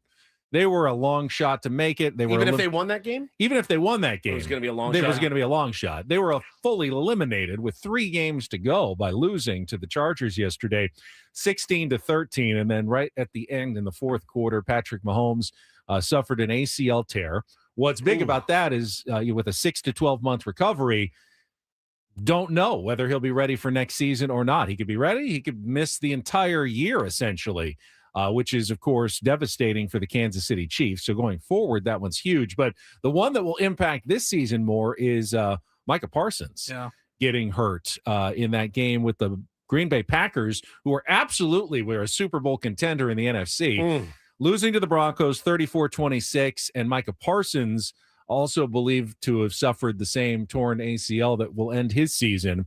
And all those people who didn't believe in the Denver Broncos, and I am one of them. I'm one of them too. They did it again. They won their 11th in a row. Bo Nix throws 4 touchdown passes. They clinch a playoff spot, and they beat a real opponent this time, a good team in the Green Bay Packers, and remain 2 games ahead of the Chargers in the AFC West.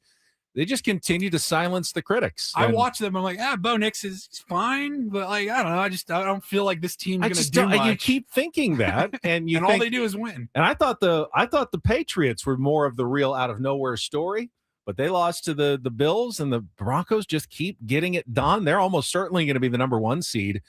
They've got the tiebreaker on the Patriots now, a game lead. So they win 2 of their last 3. They clinched the number 1 seed, the bye in the first round in the AFC, which means the road to the Super Bowl goes through the altitude of Denver and the home field advantage at Mile High. I mean, they've got to be considered now as a legitimate, serious Super Bowl contender. It's insane to wrap your head around. Nobody picked that, right? Nobody. Most people picked Sean Payton to get fired halfway through the season this year. It's not. This is one of the more shocking stories in football. Still think the best team, though, is probably somewhere in the NFC. The LA Rams have their case after they took care of the Detroit Lions 41-34. And while everyone's going to point to the Matthew Stafford versus Jared Goff, that was more of a cancel each other out. It was the way the Rams, for me, contained Jahmyr Gibbs to just 58 total yards was probably the difference in that game. As they get to 11-3, the Seahawks get to 11-3 with their win over the Colts, and now with the Packers taking a step back with the injury, I don't know. Seahawks and Rams both look like this game on Thursday could be incredibly important for the number 1 seed, probably to become the Super Bowl favorite going forward, whoever wins this game this week. All right. Eagles bounce back. 31-0 was just the Raiders. I watched some of that game. With Dallas losing, they only need 1 more win or 1 Dallas loss. They're going to cruise into the playoffs. Yep. They can get healthy. They can rest guys down the stretch. They're pretty much locked into the 3 seed. They can't really catch anyone. They're not going to fall any worse.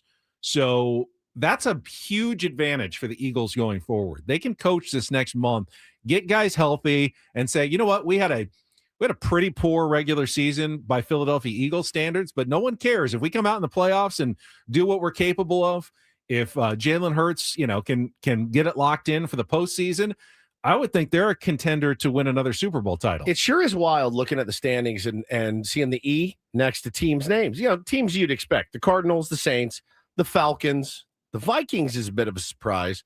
They won last night, but they just didn't have a good year. The Giants, the Commanders, the Raiders, the Titans, the Browns, the Bengals, the Jets, the usual suspects. Seeing that E by the Chiefs, next to that Chiefs name is very, very odd. It's very odd to see. What did they say? First Super Bowl that hasn't featured Manning, Brady, or Mahomes in an ungodly amount of years. Like, it's just a crazy amount of years. So done for the season. Really disappointing week for the Bucs and the Panthers. The Bucs, of course, lose to the Falcons on Thursday night, and then the Panthers lose to the Saints. That was my pick, so I got that one wrong. I had the Cowboys beating the Vikings. I lost as well. Charlie Smith, the field goal kicker from Ireland, kicks the 46-yarder in the final seconds to win it for the Saints after a terrible 15-yard personal foul penalty on a slide. I don't know that they were going to get another playoff, but that extended the game and allowed the Saints to beat the Panthers in regulation. So both those teams are 7-7. The Bucs, who wants that division? 7-7 for the Bucs, 7-7 for the Panthers. The Ravens are 7-7, and the Steelers are 7-6 and playing a hot Miami team tonight. You could have 2 divisions that are tied at 500. God, Miami's won 4 in a row. I know. You could have 2 divisions after tonight that are tied at 500 at the top of the division. You got 2 really bad divisions, and then everybody else is like really good right now, which makes it hard for a team like the Colts to even think that they could get to the playoffs at this point. I guess that's that parity that they talk about. in those divisions, for sure. Those divisions, yeah. Bears continue to roll. Again, just the Browns, but 10-4 now. One of the coldest games ever at Soldier Field was won yesterday. And the 49ers, with Brock Purdy back, they've quietly improved to 10-4. I was going to say very quietly. Have been playing actually well. Now, it was just the Titans, but it was an interesting day. But those injuries, especially the Micah Parsons one, seems like it's going to be a big one going forward for the Packers. Wesley wants to know, can you guys give us some Christmas hope for the Padres season? No. I thought I did in our first 2 hours.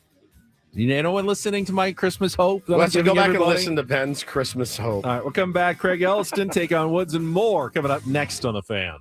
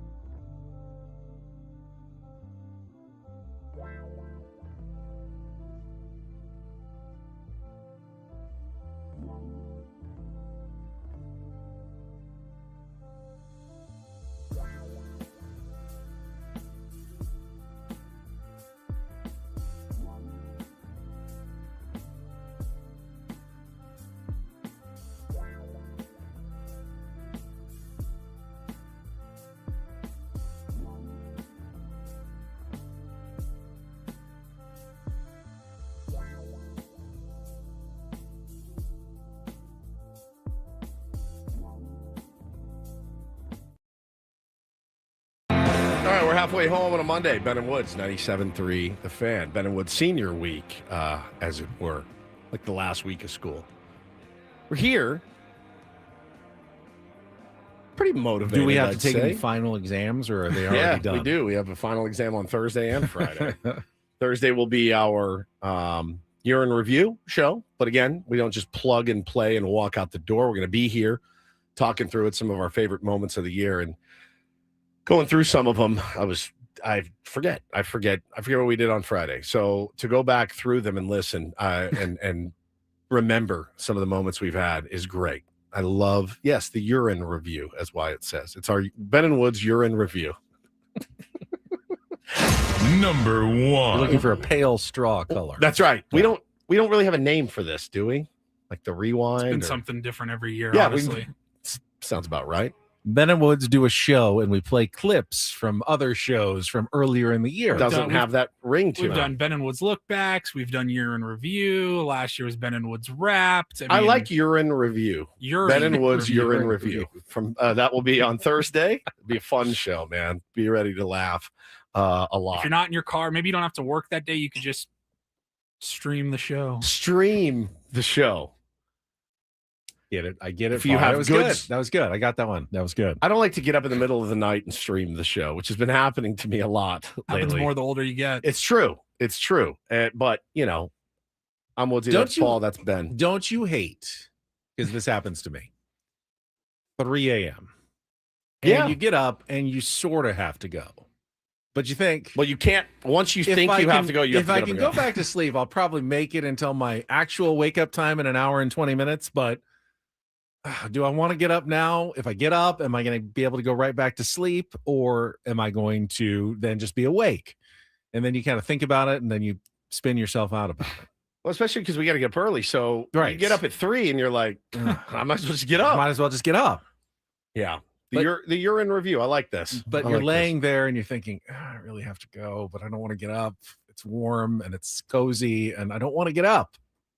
Best of Hog Higgins and Gramps Woods. That means, but there's no bad ideas in brainstorming unless they're Ben's. Will you sign my yearbook at least at the end of the week? I will. I'll see you around the pool, maybe. I wanted to ask you Great guys. year. Don't ever change. Yeah. Hey, keep up the good work in 26. I wanted to ask you guys, because I don't know if I think we do this every year, and I figured I'd just do it now. Resolutions for 26. Personal, business.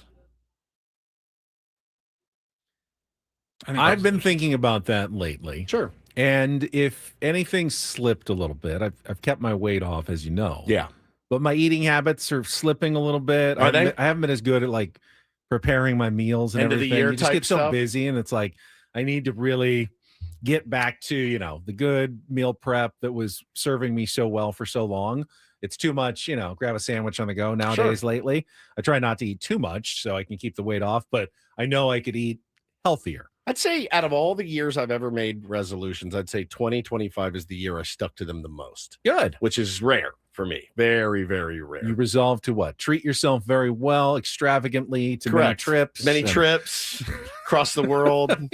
And you kept those resolutions. I did. 2025. No, I had goals. Good for you. I had goals. I wanted to get back in the gym. I did You that did. this Yep, year you did. with a vengeance. I wanted to bench press 225. I did it. Like setting the goals, hitting some of the goals felt really good, which is not something I've done a lot of. So now that I know I can do it, it makes me want to do more of it.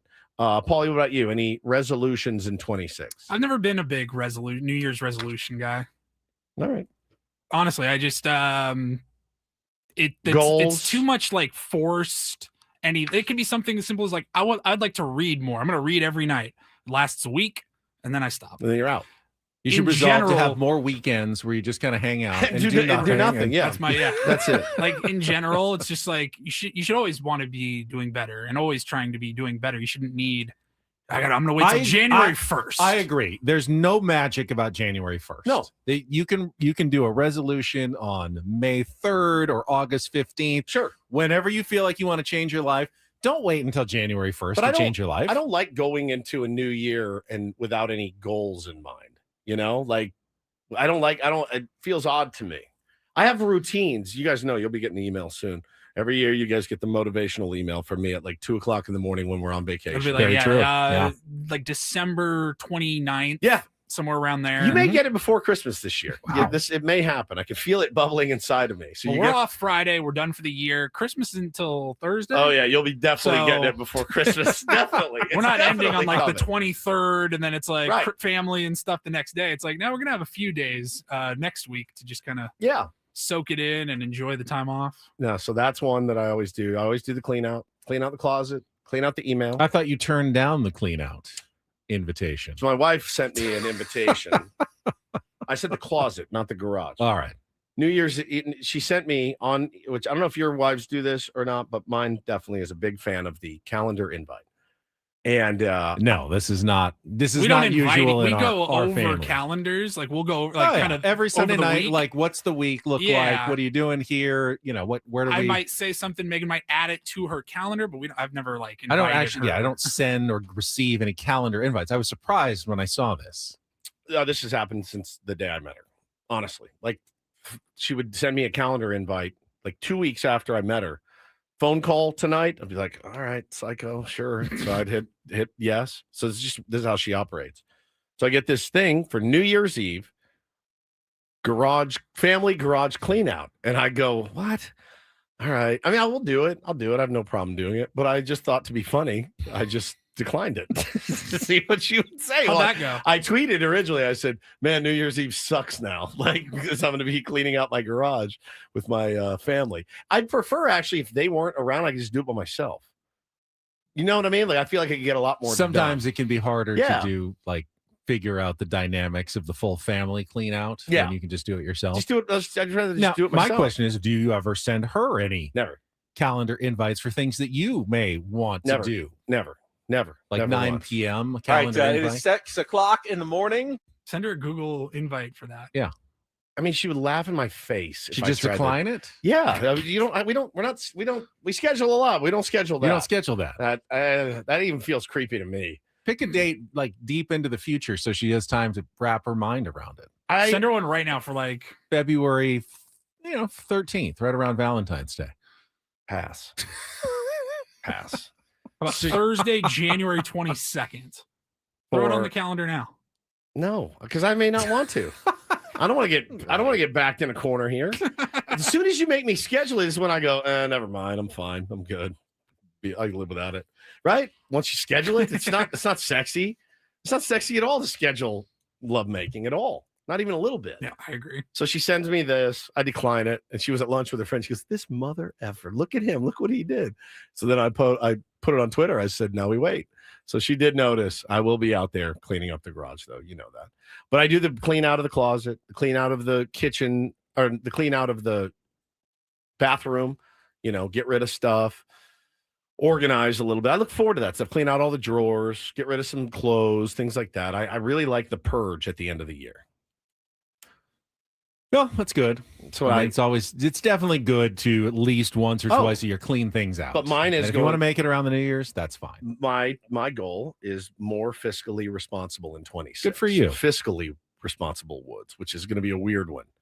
So no more willy-nilly, guys. All the gravy train's over for both of you. So when we go out to lunch and stuff now, it's going to be, no, we're splitting our way. You always should have done that. I never did, honestly. Though. I don't like being this way, but I'm going to have to do it.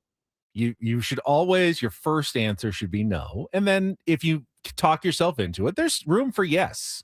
You leave yourself some room for yes, but don't start with yes. Make sure that, it makes sense to you before you spend it. I like being a generous person. And now I feel like with the new fiscally responsible me, I'm not going to be able to be as generous as I was. Well, you know that I will take over in the generosity department for you. Ben and I do like 3 or 4 times. Eventually you'll cave. Eventually I will cave. That's true. We learn that about ourselves. We can say no once or twice, but if you ask us 3 times for something, we will cave. I'm very, very We're like Will Ferrell and Austin Powers. Remember, he's like, I can't stand to be asked the same question 3 times in a row. Yeah, like question is moot says, I heard Woods was picking up the tab for all food and beer at Chicago at Schmigley Field. No, but I would have bought a round of beers for everyone. Guess what? You won't. Not anymore. Not Because you got anymore. to stick to your New Year's resolutions. That's right. Got to be fiscally responsible. No more living so high on the hog. Got to really tighten the belt. Really sucks. No free tacos on Mexico City's vacation or Tier ones that meet you in Padres Mexico games. City. No tacos. No The tacos. fourth inning tacos. Nope, nothing. Yeah, handshake and a hug. That's about all you get this year. I do want to do a quick tier one. So no resolutions for you guys. No. 0. All right. Eating a little bit better. That's my first one. Again, that's another thing. You should always be doing that. You don't need to wait until January 1st. I always resolved to be better about buying my Christmas presents after I fail, but I've once again failed on that resolution already because I'll come down to the last weekend again and still need to do a ton of shopping. I did a little online this week, but I still have a lot to do. All right. Very hard for me. I want to shout out to Maria, Tier 1 Maria, and her dad. She just posted on our YouTube chat that he's got surgery on Wednesday for a regressive cancer on his head. Won't be in the chat for the rest of the week as I'm taking care of him. Maria, we wanted to wish you and your dad the very best here this holiday season. Yeah, best wishes. Prayers from all of the Tier 1s out to you and the hosts. Yes. Yeah. Yep.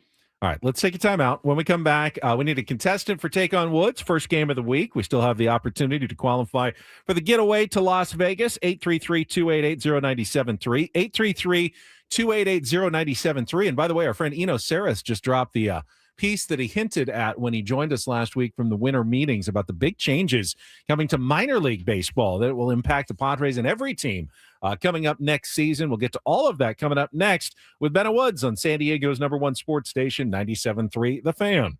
Gambling problem? Call 1-800-GAMBLER. GEGE 000-466. For a full list of games and rules, play at 7 Mile Casino. Visit 7milecasino.com. Here's a resolution for the rest of you out there. If you haven't been to 7 Mile Casino yet, make 2026 the year to do it. In fact, don't wait for 2026. Do it before 2025 is over. You're going to find San Diego's closest, best, most upscale card room sitting there right off the 5 freeway in Chula Vista. Yeah, and if you like, just a cool place to go too. I mean, if you just want to go grab lunch or a beer with a buddy, it's an awesome place for that, certainly. But love the California style blackjack, love the Texas Hold'em, the Pai Gow, the Baccarat is there as well. Smoke-free environment, no slot machines either. So just go have a good time. That's what it's there for. Absolutely. The food, amazing at Sammy's. The patio is gorgeous. The view is tremendous. But really, if you're going to go play cards, why would you drive 45 minutes or more and then back when you go to the best card room that is just off the 5 freeway in Chula Vista, so close? It's 7 Mile Casino, just 7 minutes from downtown.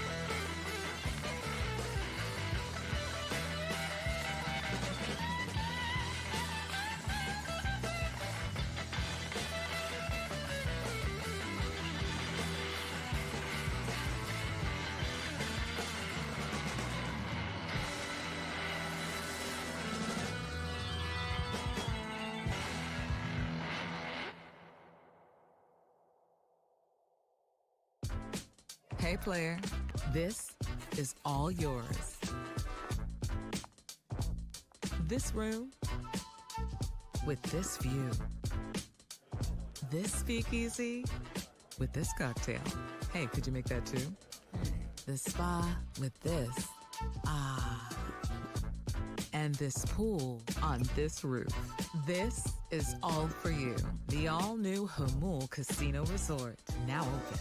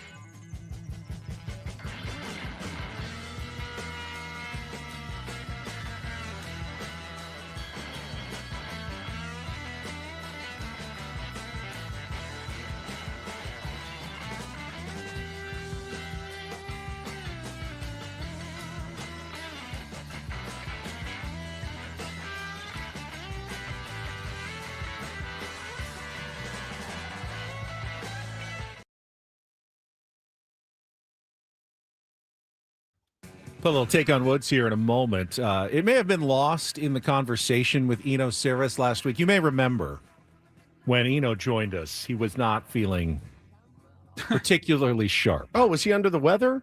No, he was cocktail flu. He was dealing with the massive hangover, or perhaps still the effects of the night before when he joined us. And but he did drop some actually big news that got overlooked, I believe, a bit during that interview last week, and that was the major changes, and he wrote about them this morning in The Athletic, coming to minor league baseball this year. And these were changes that were just dropped on the general managers, apparently at the GM meetings last month when they got together. And that is a standardization of the technology and data available to minor league clubs across baseball. Yep. To make sure that every minor league park has the exact same technology and systems as every other park. Now, you can do with the data what you want. Have your own analytics teams analyze it and try to maximize, your player performance. But the teams that are spending way more on their technology, and you can imagine who those teams are. Yes. Dodgers being one of them. They're going to be brought kind of back to heel. And other teams, think like the Rockies and the Pirates, who are spending very little on their expensive technology and biometrics and everything, they're going to be lifted up by this standardization across Major League Baseball. It's a way to try to cut costs and create a little more parity among the league in a quiet way that doesn't involve dealing with the union, because these aren't Major League Baseball players that are represented by the Major League Union. This is all in the minor leagues. And Eno wrote about it this morning in The Athletic, that this is actually going to have a fairly large impact, maybe not immediately, but going forward in kind of evening out the minor league systems of a lot of different teams. So there's a standard number. Everyone has to meet it. Every Major League Baseball will have to approve the technology and data available at every minor league park. So what about the guys that have already spent, the Dodgers that have already spent They a may- gazillion dollars? they may have come to in and start unplugging machines. is what Eno basically wrote today. Taking Said, this yeah. rep soda with us. Yes. Wow. take it to some other ballpark that doesn't have it. Pirates are like, we got the Dodgers Rapsodo machine. This is amazing. What in the like a big garage sale? Wow. It's interesting. I don't know how I feel Obviously, about there are certain technology companies that are going to be big winners and others that'll be big losers. Yeah. If you get the major league contract, Yeah. that's huge. That's going to be all 30 teams, which is multiple minor league leagues, ballparks in each system. If you don't get the contract, you may be out in the cold because you're not approved by Major League Baseball for your technology and your data. And it's just on the minor league This level? is just on the minor league level. For now. Because on the major league level, everything has to be negotiated with the players' union, I believe.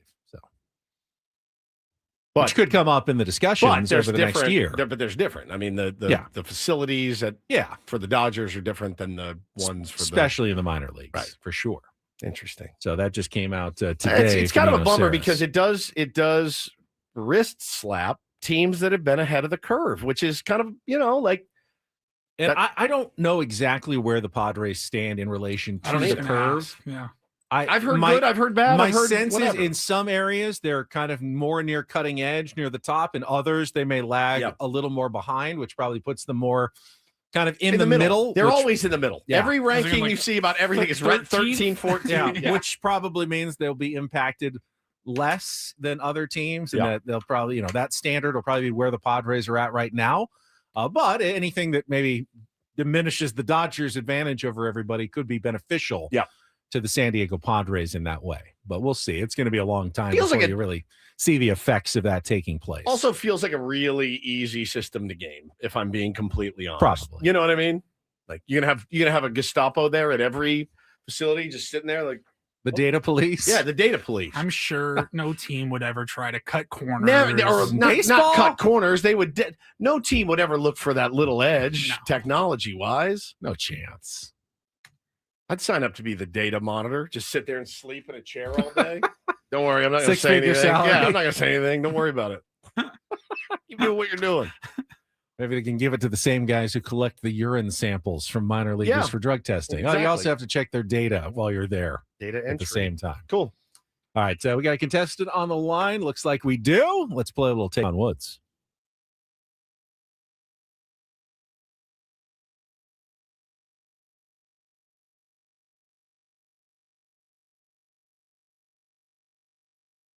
Take on Woods brought to you by Bay Alarm, security and fire alarms for every business. We got you, and I believe we got Troy. Are you there? Yes, I'm here. Troy, are you going to play some Take on Woods with us right now? Yep. All right, let's do it. 5 Troy. questions of musical trivia. If you beat or tie Woods, put you into the drawing for our grand prize, this month's prize, a trip for 2 to Las Vegas to see New Kids on the Block on June 26th, the 2-night stay at the Park MGM, and a $100 gas card. Get your own tickets for the New Kids on the Block residency at Ticketmaster.com. Woods is gone, which means you get to choose the category. Keep him in the dark. Your choices, Troy, are The Long Goodbye, 5 song titles that include the word goodbye. Legends of the Fall, 5 songs that include the word fall in the title. And our new category, The End of Time, 5 2-second songs that end with the word time. So The Long Goodbye, Legends of the Fall, or The End of Time. Troy, what would you like to play? Let's do The Long Goodbye. The Long Goodbye. All right, today on Take on Woods, we have 5 song titles that all include the word goodbye. You'll have 60 seconds. Answer as many as you can. If you don't know one, say pass. We'll come back to it if there's time left on the clock. First question is the 2-second song. Paulie is queuing it up now. You'll get 3 or 4 seconds, really, of a song. You need to give me the song title and the artist to score that point. Troy, are you ready to play? Yes. All right, let's put 60 seconds on the clock. Your time begins when Paul plays the music. The category, again, The Long Goodbye. Good luck, Troy. Let's take on Woods. When are you gonna come down? Goodbye, Yellow Brick Road, Elton John. Correct. You say yes, I say no is the first line of which 1967 Beatles Goodbye, hello. Flip it around. Goodbye, hello. Flip it. Flip it. Hello, goodbye. Correct. Train sings about imaginary reasons a girlfriend is gone, including getting run over by a crappy purple Scion, in which 2012 pop hit. Pass. Supertramp's Breakfast in America album featured 3 top 20 Goodbye, hits. stranger. Correct. Sam Smith sings about getting dumped again and again, in which poignant 2017 hit that topped the charts in multiple countries.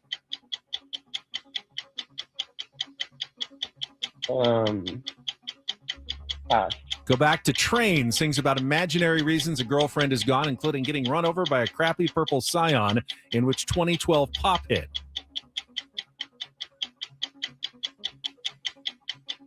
I think 3 is good enough here. I can't see That's a good Woods score, getting yeah. the same 2 that tripped up Troy, the newer ones. I think could trip up Woods, but you did get Goodbye Yellow Brick Road, Hello Goodbye, Goodbye Stranger. 50 ways to say goodbye is Train, and 2 good at goodbyes is Sam Smith. I like that score, Troy. Hang on the line. Let's see if it holds up. All right, Woods comes in. No help with the category. Let's put 60 seconds back on the clock. Woods, your time begins when Paul plays the music. Good luck. Let's take on Troy. Goodbye Yellow Brick Road from Elton John. Correct. You say yes, I say no is the first line of which 1967 Beatles release written by Paul McCartney. Hello, goodbye. Correct. Train sings about imaginary reasons a girlfriend is gone, including getting run over by a crappy purple Scion, in which 2012 Pop hit.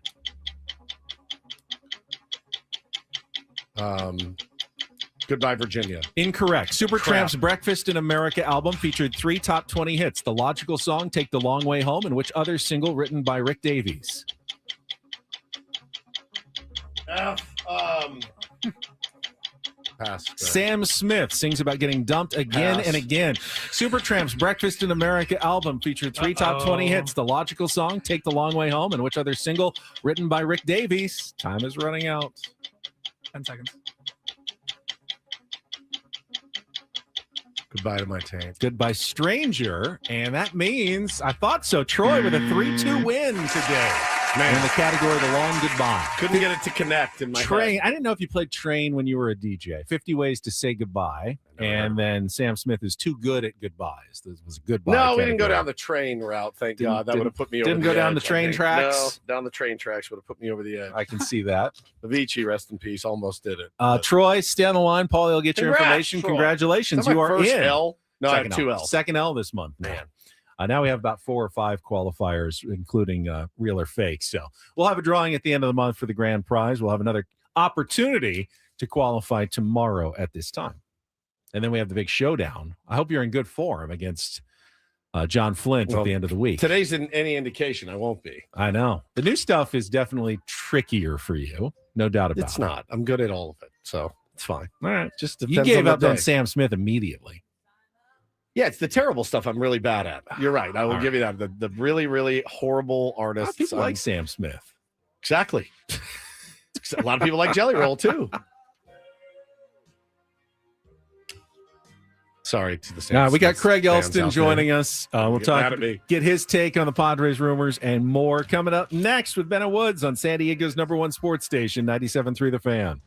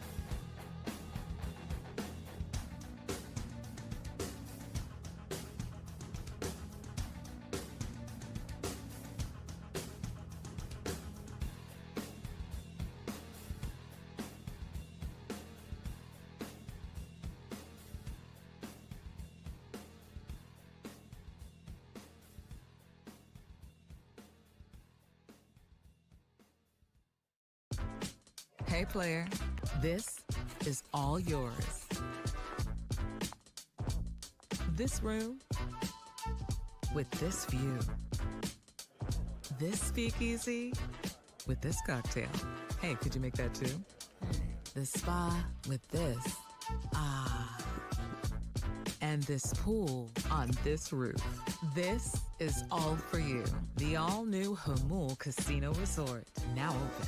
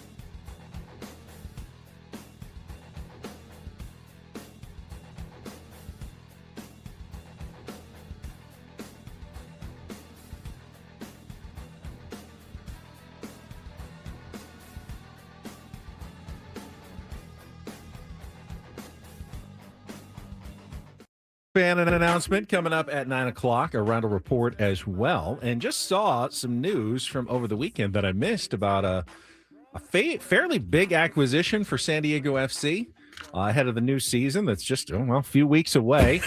Craig Elsten can give us his thoughts as he is standing by and will join us right after a check of traffic on 97.3 The Fan. From the 855 Get Ross Traffic Center, protecting San Diego after accidents or injury. This report is brought to you by Valvoline Instant Oil Change. Jam-packed northbound on the 5 at Mile of Cars Way, all because of a collision in the center divider. And then the northbound side of the 805 slows down at Madison Avenue. The center divider is also blocked with another accident. You have a crash on the 15 southbound at the 78, and on the 78 westbound, somebody broke down at Jefferson Street. Whether you're dashing through San Diego or heading out of town, make sure your car's in the game. Friendly text at Valvoline Instant Oil Change will check your lights, wipers, tire pressure, battery, and more with every oil change. Grab holiday savings now at SoCalOilChange.com. I'm Sue Aller with Ben and Woods, San Diego's #1 sports station, 97.3 The Fan. And joining us now on our David P. Shapiro Fan Hotline for the Padres Hot Tub Podcast, the Crow Maniac himself, Craig Elsten. And Craig, I just read this now from The Athletic. Tom Bogert or Boger over the weekend. SDFC finalized. Bogert, okay. He's always trying to fancy stuff up. It's Tom Boger. San Diego. It must be Boger. Ryan, I don't know. You guys remember Ryan Soccer's Boger? a very international sport, so But I wanted remember- to keep my options open for pronunciation. The guy we traded Freddie for me. Ryan Berger. Ryan Was it Berger. Berger or Berger? Berger? No, Berger. Berger. You have to say Berger. All right, so they're picking up a forward, Thomas. Lewis Morgan from New York Red It's Bulls. Morjan, actually. He's a Scottish. And is this a designated player slot? Because he's not cheap, from what I'm reading. It is not. Okay. I think they'll cover it with one of the AMs, either the GAM or the TAM. They've got a lot of GAM and they've got some TAM. I know that. But That's allocation money of some sort. I was like, what are we talking about here? Yeah. It's confusing, is what we're talking But now they have a about. lot The of confusing forwards, ways. Craig. Yeah. Well, look, Lewis Morgan could be this team's number 9 next year. Every year he's been. Here's the thing: he missed almost all of last year. He had a hip injury a couple years ago. He had a knee injury last year. Then he had a quad. So he's one of these guys that's kind of like the British sports car in the garage. It's either looking great out on the road or it's in the shop. Yeah. Waiting for repairs. But in this case, it would be a Scottish roadster. But he's really good, double-digit goals. And he could fit in as the number 9 that has been missing from the SDFC attack in its entirety. They didn't really have an effective 9 except for Milan Olaski for a month last year. Or last season, I should say. So this could be a really big move. And I read some stuff out of New York that Lewis Morgan was, really close to being ready, and that, big smiles around camp. He's excited. He was ready to contribute this year to New York Red Bulls, who a couple years ago went to MLS Cup. So if you think about that, really exciting, fits a need, and represents what we heard about SDFC, which is that they had money to use, that they have flexibility to add to the team. They let Luca De La Torre's loan expire, and he'll go back overseas. And as such, they had the freedom, and here comes Lewis Morgan. Very nice. Nice to see a team, Craig, get close to the promised land, shut it down, regroup, go spend some money. Obviously, things are a little bit quiet in Padres land right now. I did see just came off the board. Adolis Garcia just signed with the Philadelphia Phillies. That happened a couple minutes ago. 1 year, $10 million. And we were talking about it in the break. That's the kind of deal in my mind. For $10 million, there aren't really that many bad 1 year deals. I think where AJ Preller and company have gotten themselves into trouble over the years is the 12, 13 year deals, Craig, for multiple millions of dollars. But Power Bat definitely looking to make a bounce back after a poor season for him, but certainly has done it at this level. And for $10 million, I thought that was a pretty good deal for the Phillies. It's kind of Castellanos light. I mean, if you need another. Yeah, if you need is he as bad as 300 Castellanos?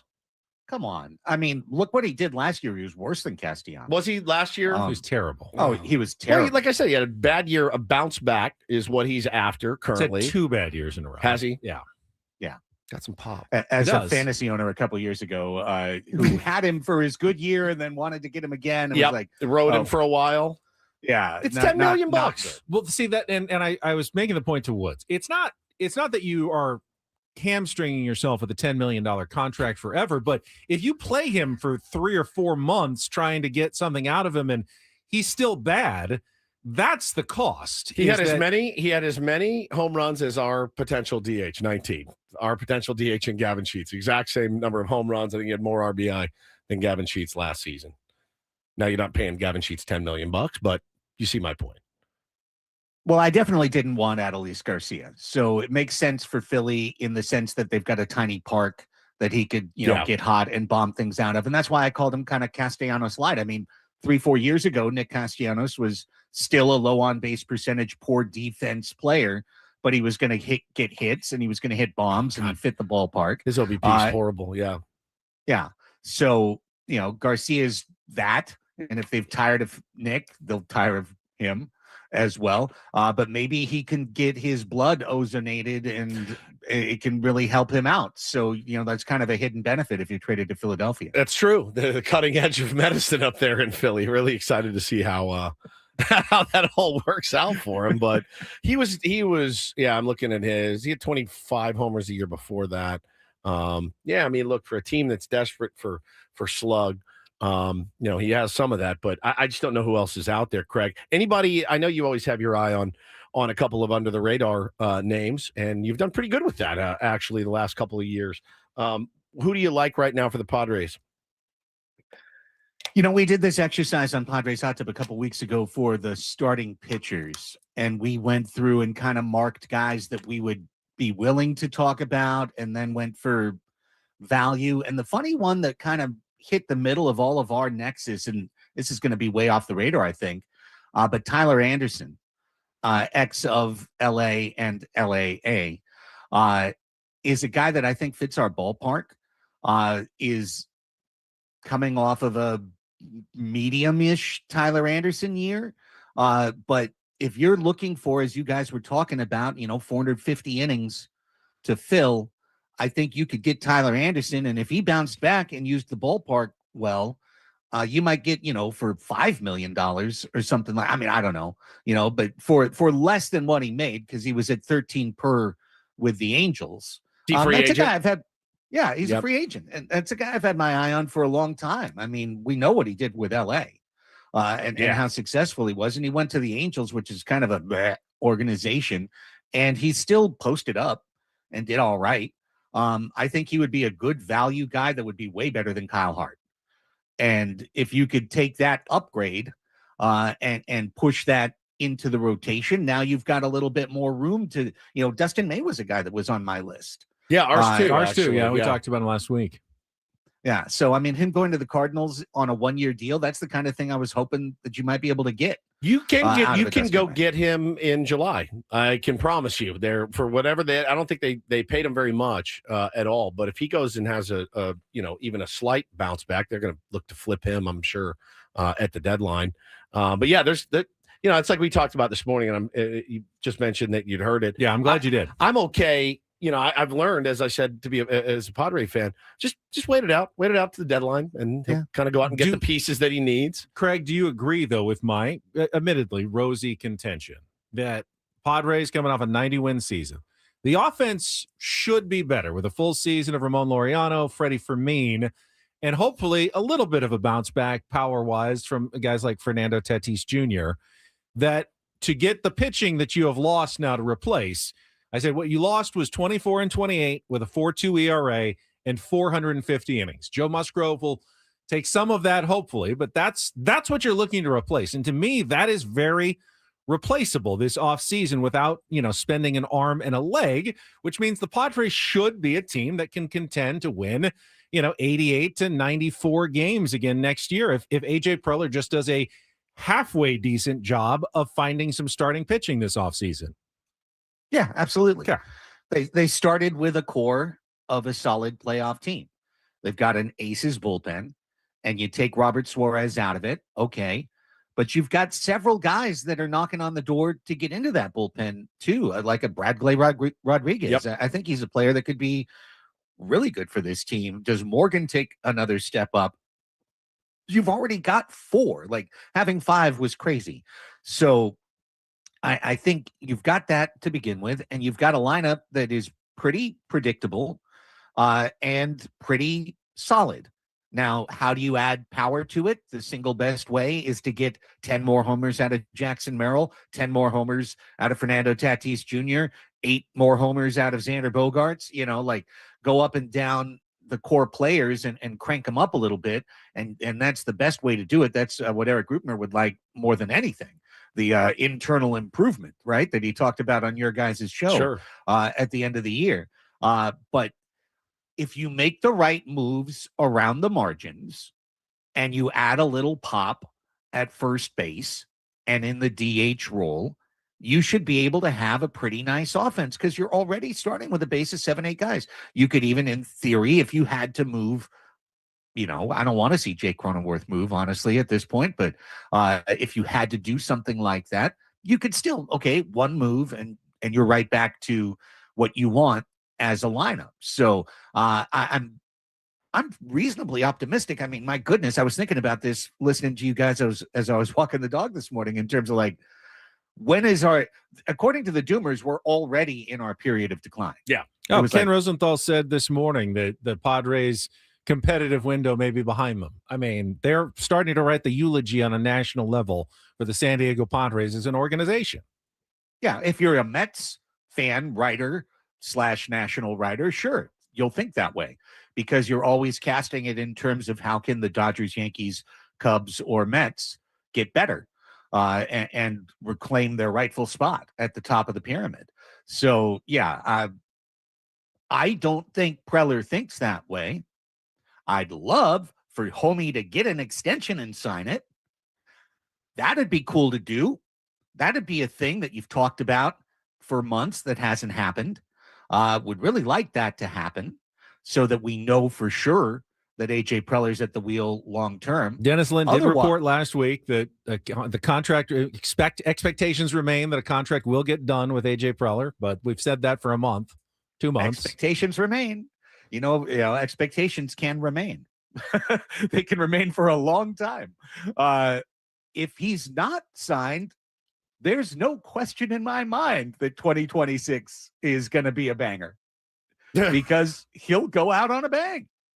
Like he'll want to head out to the market in a period of time where GM / Pobo is about the only thing a franchise can spend on, right? During a lockout type situation. Yeah. Like he could be the hottest thing on the market. Yeah, no doubt. In a year. Somebody will snatch him up. The literal hottest thing in the market. There is no doubt about it. The day his contract runs out or the day they let him go, he will have a job. There's been a lot less turnover in Pobo positions, though. You had the Rockies this offseason. That was about it. There wasn't a lot of jobs open this offseason. But I think if AJ Preller's available, I think teams that maybe didn't even know they were in the market. That's true. They're now in the market. They're now in the market. Yep. Interesting. It's a real thing. I'm just saying, sign the extension. Let's stop talking about it. Let's get to actual brass tacks and do it. Craig, you bring it up. Is him not having signed an extension yet, is that negatively impacting the offseason in any way? How would we be able to tell the difference?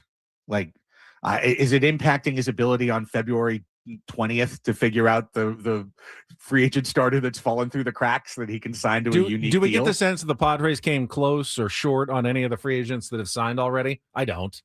No, I mean, Dylan Cease. I don't think they. I don't think Dylan Cease they going made to sign an here, offer. but the lack of president's stability. stability. I don't think that's made a bit of a difference yet, Paul. He could it in the future, maybe, but so far, no. I don't think AJ Preller's status has impacted a single free agent decision this offseason. No, and Michael King is interviewing and touring the whole AL East. He knows where the money is. He knows where he's going. You know, I think there's some guys who don't even want to be on the West Coast long term, just from their family and everything else. You know, I think Soto was a great example of that. Somebody who just didn't want to be here, doesn't fit to the time zone to the DR. So, yeah, you know, it is what it is. I'm steeled for a classic Padres offseason where the hottest news is the stuff I will say on the radio, as opposed to a word I would say on the podcast, that national writers chum up, you know, because they talk to agents who have talked to a GM that is not AJ Preller. And says, "Oh, what do you think the Padres are up to?" "Oh, well, I heard." And then leads us down Francisco Lindor Avenue, which was a lot of fun for a couple of days last week. "Oh, well, will the Padres get Francisco?" "No, of course not." That's crazy. So, you know, we're going to hear the stuff, and maybe a thing happens, maybe. But I don't particularly want to see Laureano traded. I don't particularly want to see Pivetta traded. No. And if they are, and it's just for young starters, okay, you know, good luck. But I don't see us down that road. I see us down the road that is more where Ben is you know, lighting things up. The avenue of we're going to contend again one way or another, because supposedly some dark windows in the future for the Padres. They don't want it to start in 2026. So, you know, I think they'll try and keep this bad boy rolling. Keep it rolling. Craig, happy holidays to you. Always appreciate all your contributions. Thank you so much. Thank you, buddy. You bet. You guys have a great winter break, and we'll chat to you on the new year. Eh? All right, we'll come back with the biggest fan announcement, some Reindl Report headlines, and more. Stick around. Ben and Woods, go until 10 o'clock here on 97.3 The Fan.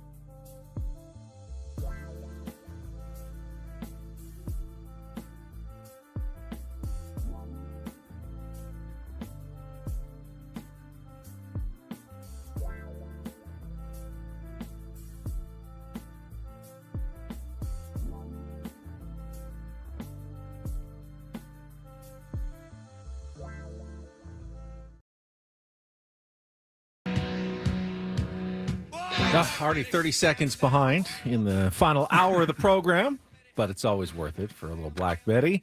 Ram Jam. Thanks again to Craig Elsten. He appeared on our David P. Shapiro fan hotline. David P. Shapiro, criminal defense attorneys helping good people regain control of their future when charged with a crime since 2010. Visit davidpshapirolaw.com. Have the Reindl Report. Some headlines coming up for you momentarily. First, though. Real quick. Oh, yeah. Sorry. Just a little tease for that Reindl Report. Okay. I think I have found the best play-by-play audio for a sport that has ever been found. Fantastic. Happened over the weekend. Really? I know neither Better of you heard than it. like a Korean call of a Ha-Sung Kim Grand Slam. I think so. Wow. I think so. Okay. It's pretty good. Bold statement. It's pretty good. I'm trying to imagine what it was. What sport? Basketball. Basketball. All right. I saw a crazy high school football Hail Mary to win a state championship in Florida, but I don't think the call was incredible. That play was Did you see that play? Of course I did. Last play of the game, Hail Mary, but the kid can only throw it to the 5-yard line, and it gets caught, and they're going to tackle him like at the 5, and the game's going to be over. Somehow he escapes from all the tacklers, cuts to his left, scores the game-winning touchdown. State championship. They kicked the extra point because it was tied then, and win the state championship. It was unbelievable. Since we're talking high school sports, I saw some clip going around from the weekend. It was not in California, but there was a high school state championship. Kid had a field goal to win it. There was like 20 seconds left, I think. He missed. Shanked it bad. Yeah. But then they got the ball back. And then like some crazy trick plays. He ended up getting another shot for the game winner, like literally as time expired. Oh my God. Nailed it. Okay, nailed it. Because if you told me he shanked it again, no, he nailed it. Won the story. state. Like he thought, he probably felt lower than any other kid on earth. Yeah, for thinking he just lost the state championship, got the ball back, freak plays, craziness ensues. He gets the chance, kicked it. It was so cool. Really fun to watch. All right, everybody who's tuned in right now to get our biggest fan announcement, you will have 10 minutes to call us if you hear your name at 833-288-0973. If you call us back, you will qualify for our grand prize. It is 20 tickets for you and your friends for a night in our Odyssey Suite at a Padres game next season with all the fan staff, catered by Spiro's Mediterranean Cuisine. And this morning's biggest fan is Marissa Martinez from San Diego.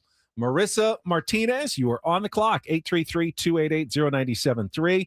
And it is the last few days to get your name in, if you don't have it yet, at 973thefan.sd.com/biggest fan to qualify for our biggest fan grand prize drawing. All right, well, Marissa hopefully dials us up. Paulie going to pay off his tease here with the Reindl Report. And get things started here with our today's edition of the Reindl Report. Now tuned into the greatest. Welcome to the Reindl Report with Paul Reindl. Hi, Paul. All right. 2 stories from the world of sports that we haven't gotten to yet. We'll start off in Major League Baseball. And 1 story that you didn't know you needed. Are you laughing, biatch? It's the Reindl Report Hey, Paul, how you doing? Okay, how are you? on 97.3 The Fan. Are you ready to bless the mood? I need some help, please. That was good. Can I get a yeah? Oh, yeah. All right. All right. All right. How we doing, gentlemen? Good. Not bad. Last week of the year. Got you. Got me right Got you mid-drink. mid-drink. You good, Woods? Everything good over there? Mouthful of lean body. Lean body. It's kind of an aspirational drink. It is, yeah. Aspirational drink. Really, one of my resolutions is to visualize things more. So, yes, this lean body protein drink is what you got me right in the middle. I'm good. I'm fine. Make yourself a lean grilled cheese for lunch. I got lean cheesecake. I tried to make myself lean chicken salad, and you heard how that went. It didn't in go the well. oven. All right, we will get started here. I will pay off that tease. We'll go to college basketball over the weekend. I'm guessing neither of you were watching Nebraska and Illinois. Actually, pretty good game. A couple of top 25 teams. I actually was not watching as well, but I did see this highlight going around. The score is 80-80. Nebraska has the ball. Nebraska is the road team. This is in Illinois' house. Tied 80-80 with 4 seconds left. And listen to the buzzer beater called by Nebraska's own Kent Pavelka is his name. He has been calling Nebraska basketball for 41 years. Wow. Okay. and I think this is the call of his career. Flat along the baseline, except for Sam out into the timeline. 5 seconds to go. Sam drives the ball, kicks it. It is Lawrence, puts it up. God! 2 seconds to go. Inbounds play. I'm going to pass out. The game is over. Nebraska wins it. That is genius. There's definitely an element of medical emergency in there as well from the call. One more time. Kicks it. It is Lawrence, puts it up. God! Save that. 2 seconds to go. Inbounds play. I'm going to pass out. The game is over. Nebraska wins it. You could say that whole thing while you're making love, all of it. 2 seconds to go. 2 seconds to go. Inbounds play. I'm going to pass. All right. I'm going to pass out. I'm going to pass out. Skip over Yeah. it. I'm going to pass out. Yeah. 2 seconds to go. I'm going to pass out.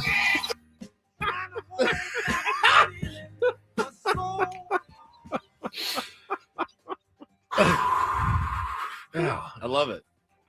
42 years he's been calling it? 41 years 41 he has years? been on the call for Nebraska. It is Lawrence, puts it up. God! The first one has a bit of a good before he gets to the and then. Oh, Carlos, what a throwback here. I'll have what he's having. Oh, man. For Rob Reiner. For Rob Reiner. Brilliant. Yeah, good Brilliant. call. Good call there. Wow.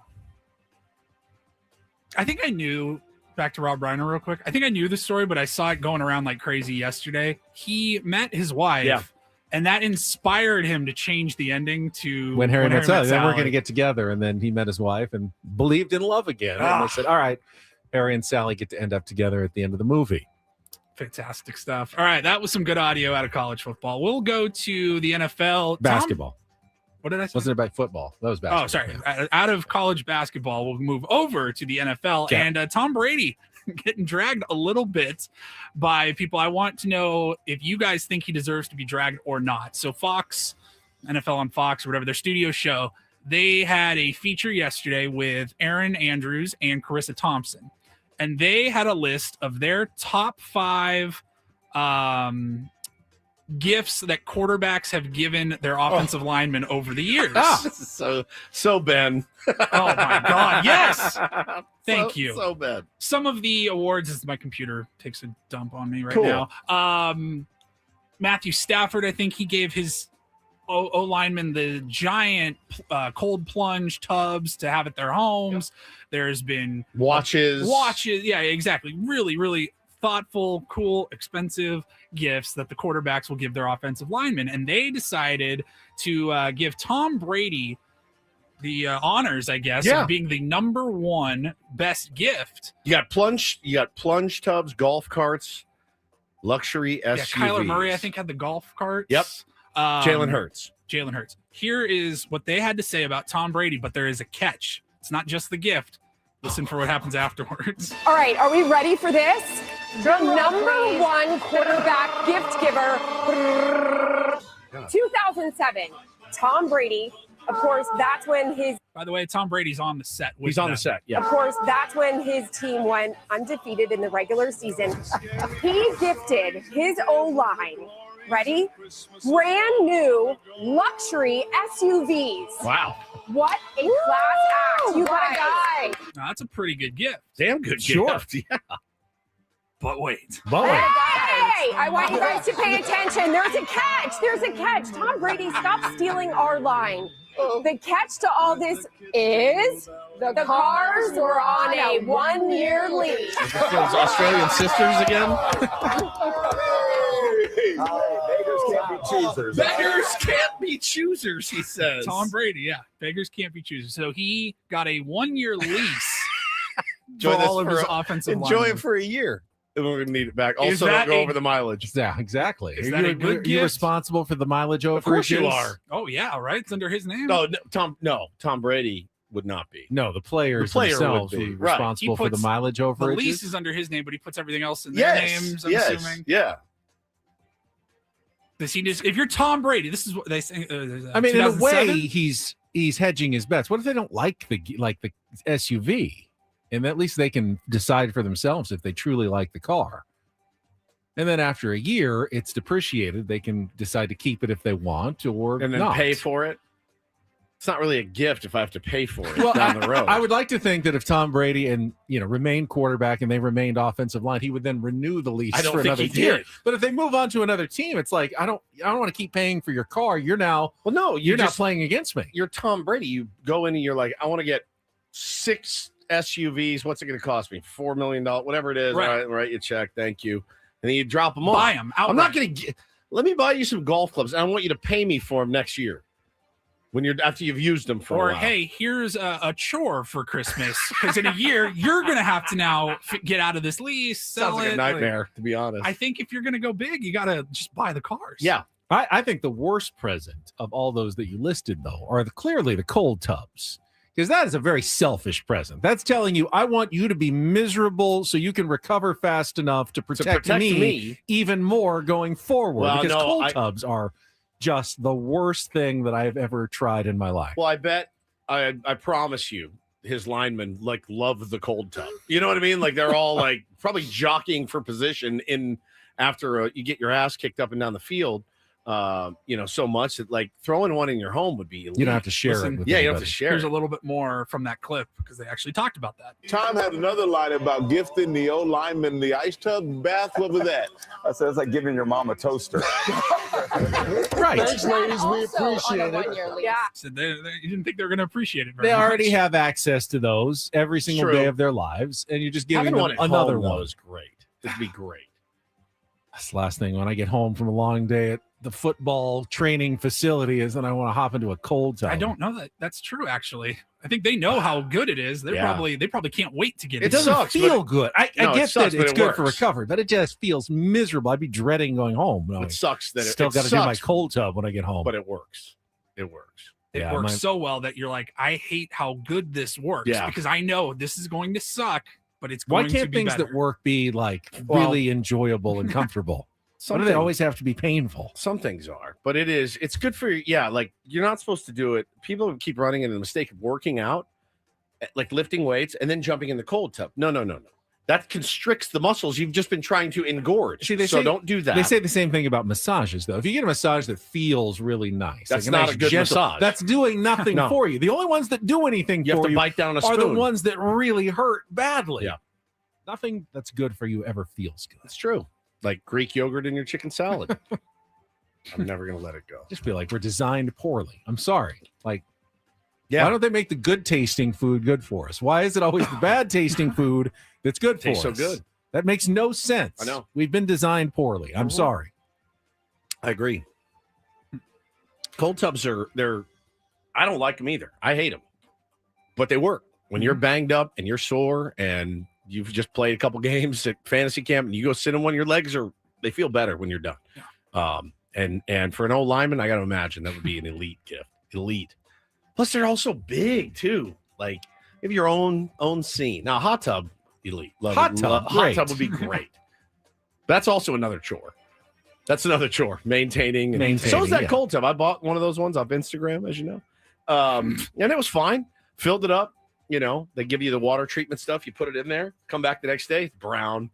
Looks disgusting. Film everywhere. I'm like, this is terrible. The quarterback who gave the cold tub should have also had cold tub maintenance Yeah, guys right. showing up daily or weekly to maintain the cold tubs. Yeah. All right, finally, we will wrap it up. This coming Wednesday is National Maple Syrup Day. Okay. Syrup or syrup? Syrup. I've said them both. Syrup. Syrup. Well, syrup if I'm home in Texas. Syrup if I'm here. Yeah. I think Syrup. it's a Y. It's a syrup. Yeah, syrup. Okay, we'll go with syrup. It's not Syracuse. It's Syracuse. Syracuse. Syracuse. So to celebrate National Maple Syrup Day on December 17th, Scissor. That's one. Denny's it has announced the launch of a limited edition high top sneaker that is made with real Denny's syrup sealed into the shoe. Why? For what purpose? For National Syrup But Day. can you see it? Is there a window where So- you can kind of see it? Yeah, it's got. I'm gonna put up a picture here on the stream. Oh, yeah. and it's got like this clear panel along the side of Who the wants sneaker. Denny's shoes? So they look like yellow. They look high like top. they look like Converse. Ronald McDonald. They look like Ronald McDonald shoes. sneakers. With It's real got the syrup Denny's in 'em. logo, and on the side of the shoe, the outside part of the panel, it's got this like clear, whatever panel, and they stuck Syrup. some syrup in there. Syrup. They are charging $175. No, sorry, $195. $195. They were designed by a legitimate shoe designer. Paulie, if you buy these shoes, I'm going to lose my mind. My hair's going to fall out. I'm telling you right now, if you buy the Denny's syrup shoes, you're going to make my hair fall out. I'm going to lose my I'm mind. sorry, this is a way better Cancel ad for Woods' McDonald's than Christmas Denny's. presents. They look like Ronald McDonald shoes, and they're basically the McGriddle of shoes, where you've got the syrup Syrup in it. already in them. You don't have to pour on the syrup onto your shoe. In a pinch, you just take your pen, and just pop and rub some on your gums. Look at that. It's unbelievable. Stupid. So their whole marketing behind this is they're talking, everybody's talking about drip these days. You got to have the cool drip. Well, we're Denny's. We have the original drip. We drip our syrup all over the waffle or the pancakes and everything like that. So that's what they were going off of. And they drop at 9 a.m. on dinerdrip.com. That's like Denny's own merch store. $195 shoes with They need syrup. to make a baseball cleat version so someone can hit a grand slam while having the grand slam breakfast shoes from Denny's. I want this week to be over. I just want it to end. I'm ready for my vacation now. Yeah, perfect for, as Jeanine says, AJ Preller has them on pre-order. He loves He loves Denny's. Denny's. He loves basketball. Perfect combination. They have syrup in them. We've just evolved. I don't know what's happened, but there they are. That was a wild one. I had not seen something like that before. All right. Thank you, Paulie. $200. They're probably well-made shoes. If you think they're cool, I probably would stay away, but I'm sure they're not a complete piece of crap, at least. Like, they're probably going to be built well, but you're going to have syrup inside of the fabric of your shoe. Somebody's going to wear them, dude. Both my kids are going to be asking me in 6 months for the Denny's syrup shoes. If you walked up and like poked the side of the shoe Yeah. and syrup just Syrup comes comes out. out. Looks like it. Yep. Certainly looks like it. Thank you, Paulie. All right, we'll take a quick timeout. 2 years, $40 million was the contract of the weekend. We can talk about some of the moves in Major League Baseball's offseason. Coming up next with Ben Woods on San Diego's #1 sports station, 97.3, The Fan. It's been now almost 3 years since I went through the SDFatLoss.com program. Got on the scale this morning. Proud to say I've kept all the weight off. I probably could use a better job, maybe a little refresher course on my eating, but we'll get to it next year. And if you haven't started losing the weight, now is the perfect time to sign up with SDFatLoss.com because you can get $400 off, the lowest prices of the year from SDFatLoss.com. They will show you how you can lose up to a pound of fat per day and 10 to 20% of your body weight in just 60 days. Eating regular food from the grocery store like steak and chicken and vegetables, no shakes, no bars, no prepackaged meals, no injections, and no exercise necessary to lose the weight. Is that even possible? Absolutely, because I lost 40 pounds in 60 days. If I can do it, you can as well. I'm not the only one. The tier ones that have done the program over the years, they always come up to me and say, hey, I did it. I lost this much weight, 30 pounds, 40 pounds. I've heard up to 100 pounds. People go through the program a couple of times. If they have even more weight to lose, you can do that as well. They will support your journey every step of the way. Just sign up for your free consultation by going to SDFatLoss.com. Take advantage of the special now. You don't have to start today. You can wait until at this point, just go ahead and wait until after the holidays. You can get started, but lock in your best prices right now by going to SDFatLoss.com. That's SDFatLoss.com. Results may vary.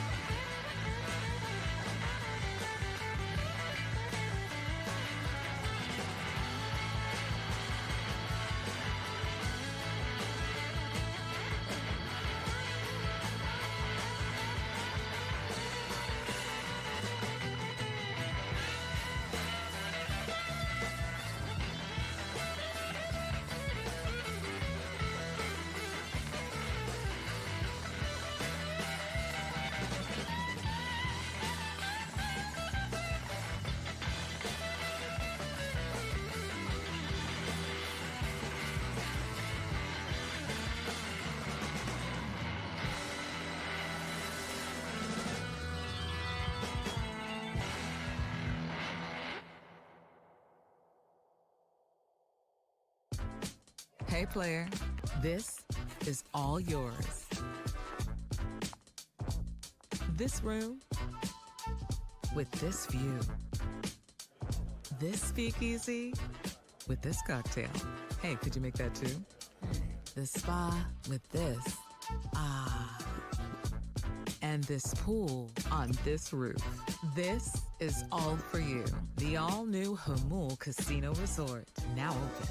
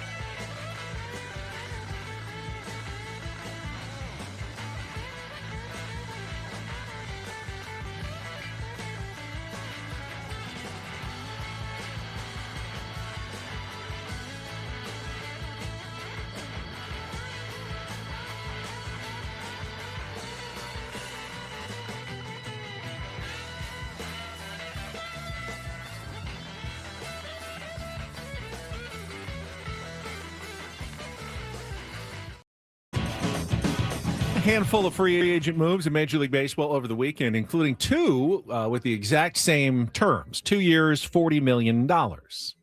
Wonder which one Woods thinks was the better deal. The Diamondbacks signing pitcher Merrill Kelly to a 2-year, $40 million deal. A quick reuniting with Merrill Kelly after they dealt him at the trade deadline to the Texas Rangers. And then the Mets signing infielder Jorge Polanco to a 2-year, $40 million deal, coming off a really good postseason with the Seattle Mariners. Good player as well. God, he was good in the postseason. To me, I mean, Polanco seems like the better of the two deals, but of course, pitching is always at a premium. And Merrill Kelly's still good at age 37, but you've got to figure over the next 2 years, he's got a better chance to slip off a little bit, maybe than Jorge Polanco. Well, but I mean, we'll see. it's just Polanco's a weird move for them because they want him to play first base. He's yet to log an inning at first base at the major league level. But they needed to replace Pete Alonso. Correct. So they replaced him with a second baseman, infielder. Weird. Padres have had second baseman playing first base many years for the last couple of years. Yeah, it's just a weird move for the Mets. The Mets with David Stearns and this brilliant mind and deep pocket Steve Cohen. It's just weird. It's a weird organization. They do weird stuff, and this is another example of that, in my opinion. Does he help their lineup? Sure. 12-year veteran, been in the league a long time. It's just a weird move. I felt like Merrill Kelly had more value to the Diamondbacks than just about anybody. Yeah. Not that I would have turned down a Merrill Kelly, but that felt like overpay, too steep of a price. Yeah. $40 million for 2 years for Merrill Kelly. He's been good, but That seems like I mean, I know if that's how much pitching costs, then it will be tough to fill out the Padres starting rotation. Yeah, for sure. And the Padres are, I just saw the Ken Rosenthal thing. Did they miss their window? They may have taken their best shot already. All right, that's fine. I mean, there's really no way to know other than, you got to take into account where they play, what division they play in. Dodgers are getting better. We all know that. I mean, this somebody's going to have to take those dudes down to do anything to win a World Series. But, when it comes to the San Diego Padres, this is a move that I would have questioned today, even as a team that needs a first baseman, right? 2 years, $40 million for Polanco. We're just going to put him at first base. I would have thought that was a little weird, but we're also the team that plugged Luis Ariz there for the last couple of years and hit him in the 2-hole, despite what the numbers told everyone. So we do weird stuff too. I absolutely disagree with the statement that the Padres competitive window has closed. I think that's false. 100%. Competitive? No, not at all. I don't think this that's year. closed. This year. Well, I mean, if you think you can get to the playoffs, then you're a World Series contender. Sure. And I think this year it's absolutely open. Padres need to make some moves. It's absolutely open. I will entertain the notion that they've had better chances to win the World Series in previous years. Correct. We've seen them get closer. I don't think that window is expanding. It's contracting, but this year is definitely inside. Yeah, you're in the mix. The window to compete for the San Diego Padres. And AJ Preller, as general manager, is not going into the start of the season without a team that he thinks can get to the playoffs, and if things break right, could go deep in the playoffs or even win a World Series. Yep. That's what his goal is this offseason. I have no doubt about that. Will there be some constraints? Of course. But his goal will be to put a team on the field that he believes can make the playoffs, and then when it gets there, if things go right, could win the World Series. Sure. That's in the competitive window. Yeah. There are teams that are not in their competitive window. They're looking to do other things. They're looking to trade stars for young prospects and restock your minor league system, and teams occasionally need to do that. Padres aren't doing that. Not there yet. No. They may trade some money somewhere, but that's only to open up other money to pay pitchers so they can get, what they believe is a competitive season. They're not, pulling the plug on competition in 2026. No, there's no way. Not even close. I mean, you look at the top of the lineup. The top of the lineup looks good. It looks good. It looks absolutely good. The whole lineup looks whole good. lineup looks fine right now. Yeah, 100%. The bullpen looks great. Bullpen looks phenomenal. As if the season started today, you go, all right, man, it's going to be lean in starting pitching. But other than that, you're like, I feel pretty good. I feel good defensively. I feel good offensively. And I feel good with the bullpen. So can you win baseball games with that formula? No question about it. And last year, remember, they had one really good starting pitcher. And they had he is back, by the way. Nick Pivetta is his name. They had Merrill and they had Tatis. They had a black hole, DH, black hole, at left field, black hole catching position. I mean, there's 3 black holes. I thought last year they were a slightly above average team. And I just right now, obviously the story of the offseason is yet to be written. They barely put the pen to paper, but I thought they were a slightly above average team that won, swept the Diamondbacks to get to 90 wins. They were bounced in the first round. Like, I think they got a lot of room to go to make up to be like seriously competitive. I mean, making the playoffs is you're competitive. I mean, you got to the third game in the wild card series. Were the Reds World Series contenders just because they made the playoffs? When you get to the third game in the road series against the Cubs, could have gone either way. I mean, that those games all could have gone either way. Once you're there, you are as close as you need to be to get to the World Series. Were they ever going to beat the Dodgers this year? I don't know if anyone was going to beat the Dodgers. They certainly had the Blue Jays had their chance to take them out in the World Series this year. I thought the Blue Jays were better than the Padres. I know the Dodgers were better than the Padres this year. I can't say that there's a ton of other teams that I think the Mariners were definitely better than the Padres at the end. We just didn't hit at the end. If we hit against the Brewers, we could have beaten the Brewers. Absolutely. You know what I mean? Like if you hit, they won the season series against the Brewers. Yep. But they didn't hit all years. 2024 that felt like an anomaly. Like 24 scoreless innings. If Ramon Laureano had been healthy in the playoffs, I think they beat the Cubs. 100%. I don't know how far they 100%. get, but I think they could have gotten past the Brewers too. So Then you're up against the Dodgers, and you probably lose that NLCS against the Dodgers. But we know they're not going to compete on paper against the Dodgers because no one will this offseason. But they were right there, I thought, last year. And I think they can get to that level again where they can compete with every other team on paper other than the Dodgers. And then, you just hope something crazy happens if you have to face the Dodgers in the playoffs. Yeah.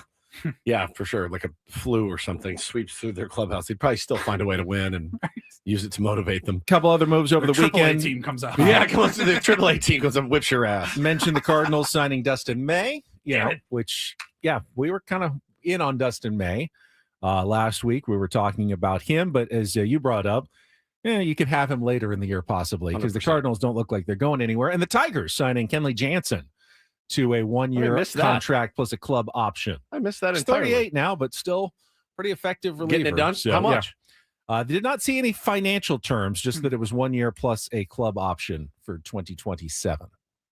So those were the weekend moves. And then Josh Bell signs this morning with the Twins. And you had the Royals pull off a trade in which they acquired Isaac Collins from the Milwaukee Brewers after a solid rookie season. Going young, but also majorly competitive. Royals were not that far off from the playoff mix last year. We'll take time out. We'll come back, wrap things up on a busy Monday morning with more Ben and Woods on San Diego's #1 sports station, 97.3 The Fan. Gambling problem? Call 1-800-GAMBLER. GEGE 000-466. For a full list of games and rules, play at 7 Mile Casino. Visit 7milecasino.com. Our card room, make it your card room. 7 Mile Casino. If you walk in, and when I walked in for the first time, I truly was floored. I looked around and I go, this place is fantastic. You'll see the California-style blackjack tables in front of you. Woods, that's your game. That's my game. That's the game I like the most. Over to the right, Texas Hold'em. We both enjoy Texas Hold'em. Over kind of in the back, Pai Gow Poker. I like Pai Gow Poker a lot. And then right there by the restaurant, the Baccarat tables, which neither of us still quite get or understand, but want to. There are always players there. And always. I mean, people do love them some Baccarat. I couldn't agree more, but I mean, if you want to go play some cards, it's definitely the place for you. Not a place for you if you like slots. They don't have slots there. It's also a smoke-free environment as well, but great place to go grab food, a drink, go have lunch, and sit down, play a few hands of California-style blackjack. It's a blast. One of the only 24/7 options in San Diego, not just for the card room, but for the food, the 24/7 players menu with the Kung Pao chicken, the Asian pork chop, and more fantastic eating any time of the day. Check it out. It is 7 Mile Casino, just 7 minutes from downtown.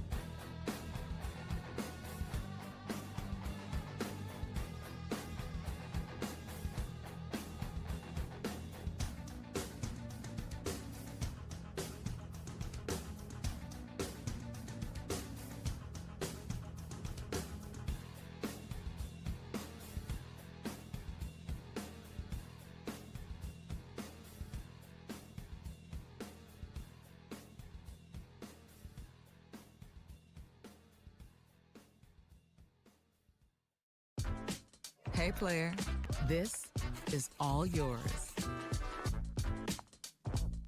This room with this view. This speakeasy with this cocktail. Hey, could you make that too? The spa with this. Ah. And this pool on this roof. This is all for you. The all-new Hamul Casino Resort, now open.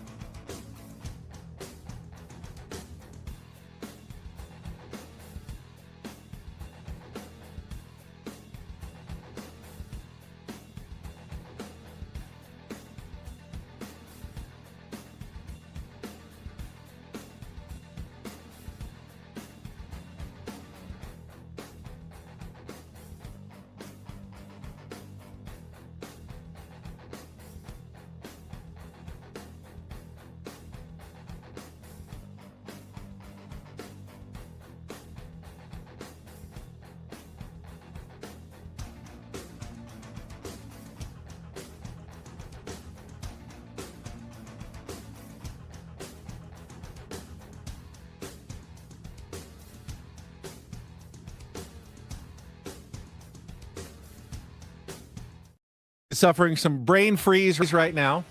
You okay? Coldest water you've ever had? Why is it so cold? Are you okay? EcoWater system I got know. me Gnarly. real good. Holy smokes. You look like you were like in pain or something. I was trying to take my vitamins and I mean, knocked me on my ass. No, spoiler alerts if you're watching Pluribus, but there was a scene this week in which Carol wanted something ice cold. Yeah. Not lukewarm, not tepid, not cold. Ice cold. Ice cold. Get it right. K-Laws wants to know, are we going to be able to try the EcoWater system during the extravaganza? I think so. You're not really supposed to meander into the kitchen. Yeah, they usually put up like ropes that say Odyssey staff only. Yeah. But if you ask really nicely, I'm sure someone can get you some EcoWater. It won't be me. while Don't you're ask there. me, K-Laws. Ask Ben to get you EcoWater on a break. By the way, just heads up. We do have a Ask Adam. We have a live attendance, a live audience Yeah. planned for Friday. Those RSVPs have already gone out and they have been closed off for several weeks now. So please stop asking. Yeah, it's closed. Stop inviting people. Not going to. So quit Yeah. asking. Stop asking me. The words of Nick Saban. Yes. Yeah, they brought some EcoWater last year. Maybe we can get that to do it again, get them to do it again. That was before we had the system, right? Yeah, before we had the system. Now we have the system. Now we have the system. We can fill big jugs. If you still have those big jugs, we can fill big jugs for our tier one. Fill my big jugs every day. Right. All right, let's get one more check of traffic here and we'll wrap things up. Wrap things up for a Monday here on 97.3 The Fan. From the 855 Get Ross Traffic Center, protecting San Diego after accidents or injury. This traffic report is brought to you by the California Office of Traffic Safety and Caltrans. Jammed on the 8 westbound at Greenfield Drive, all because of a collision. It's moved to the shoulder, and the 125 northbound also slows down at the 94 with another wreck, and it's in the center divider. My mom, my dad, works for Caltrans. On the freeway, right next to speeding cars. Please be careful. Flashing lights mean move over. Brought to you by the kids of Caltrans. All right, I'm going to test Woods here, see what kind of person he is, because I know he thinks he's a good person. Wow. Jeez. And I think you are I too. also think you're a good person. Thank you, Paul. I Woods. appreciate it. I thought about him this weekend quickly. I went to the I had a guitar that I needed to get fixed, and by fixed I mean restrung, and also Because you can't do it yourself. Also, right? I don't do it well. I can do it. I just don't do it as good as they do. I also had the action lowered, meaning the strings now are closer to the fretboard. Makes it easier to play. Oh, I like that. The action was lowered. And they put a new pick guard on for me. These are things I could not do myself. So I go to pick it up, and I'm walking out, Paulie, and I put it in my car, and I think about Ben's comment a few weeks ago. Woods doesn't have the voice of an angel. And I go, why? Why did he say that? Just randomly. It was like singing a song. And he goes, Woods doesn't have, you don't have the voice of an angel. Like, well, very few do. Very true. All right, I don't so have now the voice of I'm an angel either. Now I'm not a good person. All right, so here's the question. Was any part of you secretly pleased that the Seals struggled so badly in their first game without you on the microphone? Yes. How could you? You love those guys. I do. You want them to succeed. I did.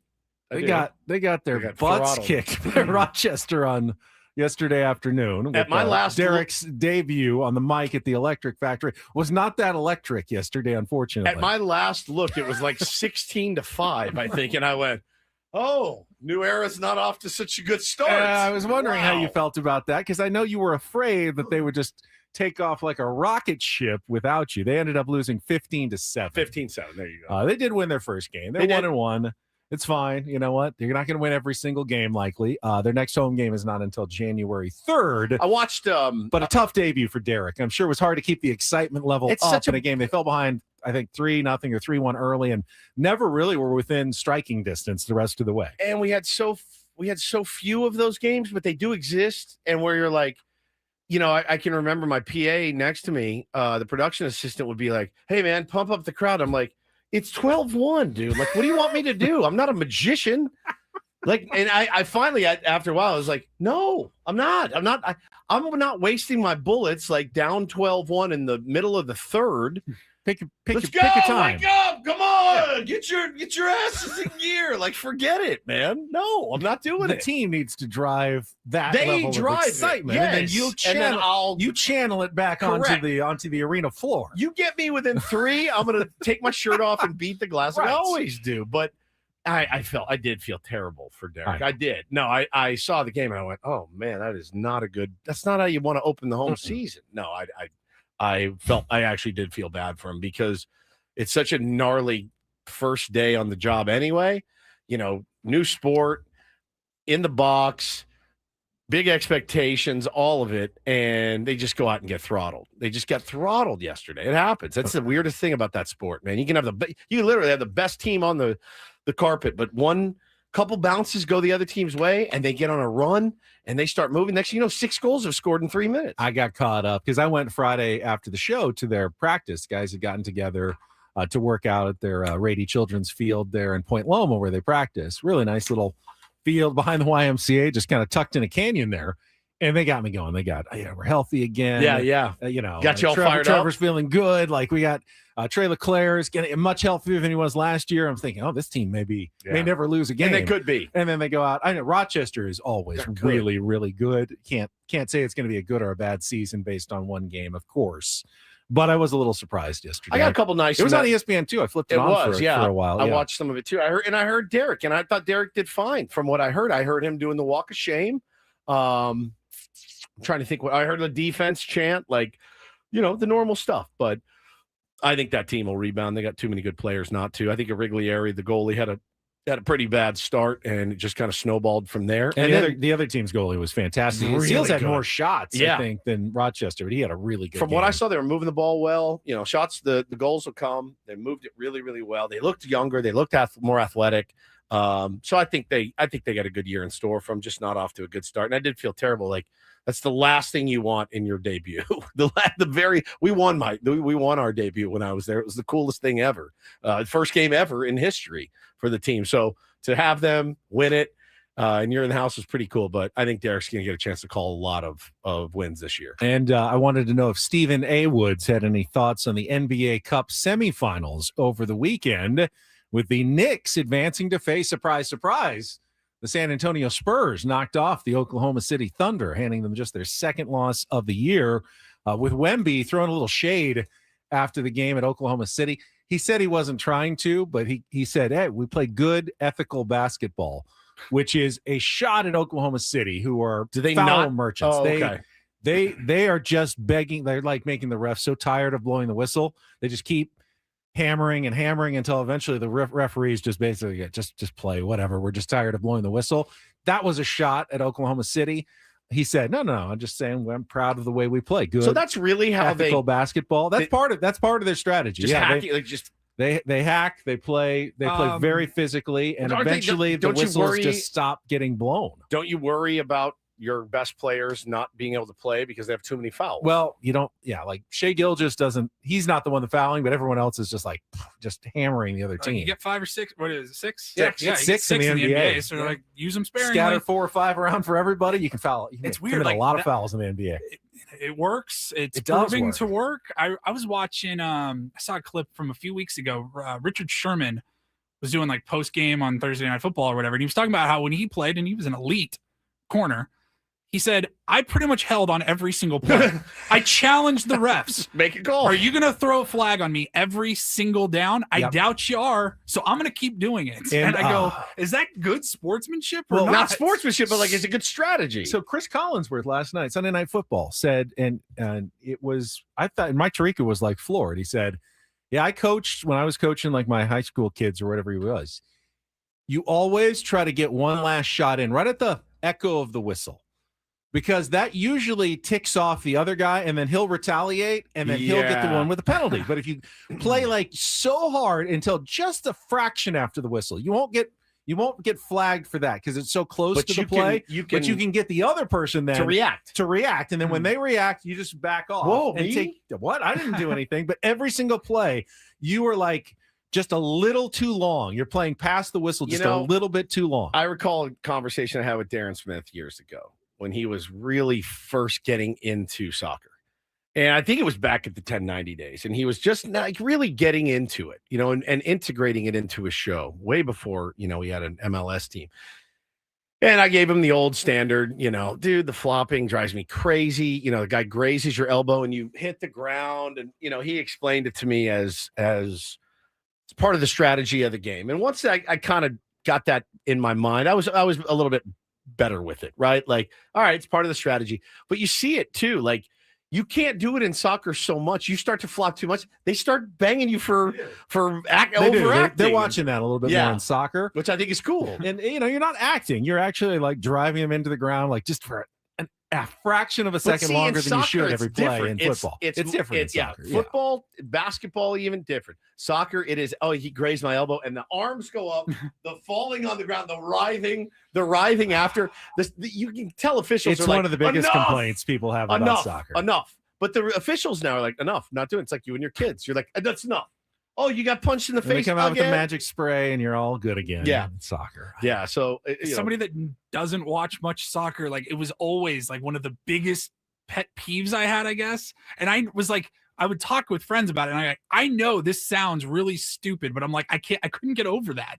Yeah, the blatant flopping. He explained acting. it, and when he explained it to me, I went, okay, I understand. It doesn't mean it's visually awesome to look at, but I understand why they do it. If you played through it, though, in soccer, I've gotten the sense. If you just played through it, like you were like, I'm not going to I'm just going to always, you would never get any whistles or calls or yellow cards. Yeah. Because they're like, oh, he looks fine. So unless you react, like he kicked me in the leg, unless you fall over like you're dead. And hold your leg and rise. They don't blow the whistle in soccer. It's the only time you can get the calls. You see some flopping in basketball. Sure. Football rarely, but sometimes you'll see it. So the guys try to sell for a call. I mean, can you imagine like a hard slide at second base and like guy comes up with his foot up or whatever, and Xander just backs off like 14 feet into left field. Xander loves soccer too. He should employ that. No, but it makes sense. I didn't know they played that style though. But no, I don't have any comments because you didn't let me prepare for it, so I didn't. It's fine.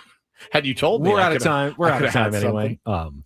We will see you tomorrow morning at 6 a.m. With 4 more hours as we get our final week of the year, wrapping up toward completion and our big Christmas and holiday extravaganza on Friday. You definitely don't want to miss that.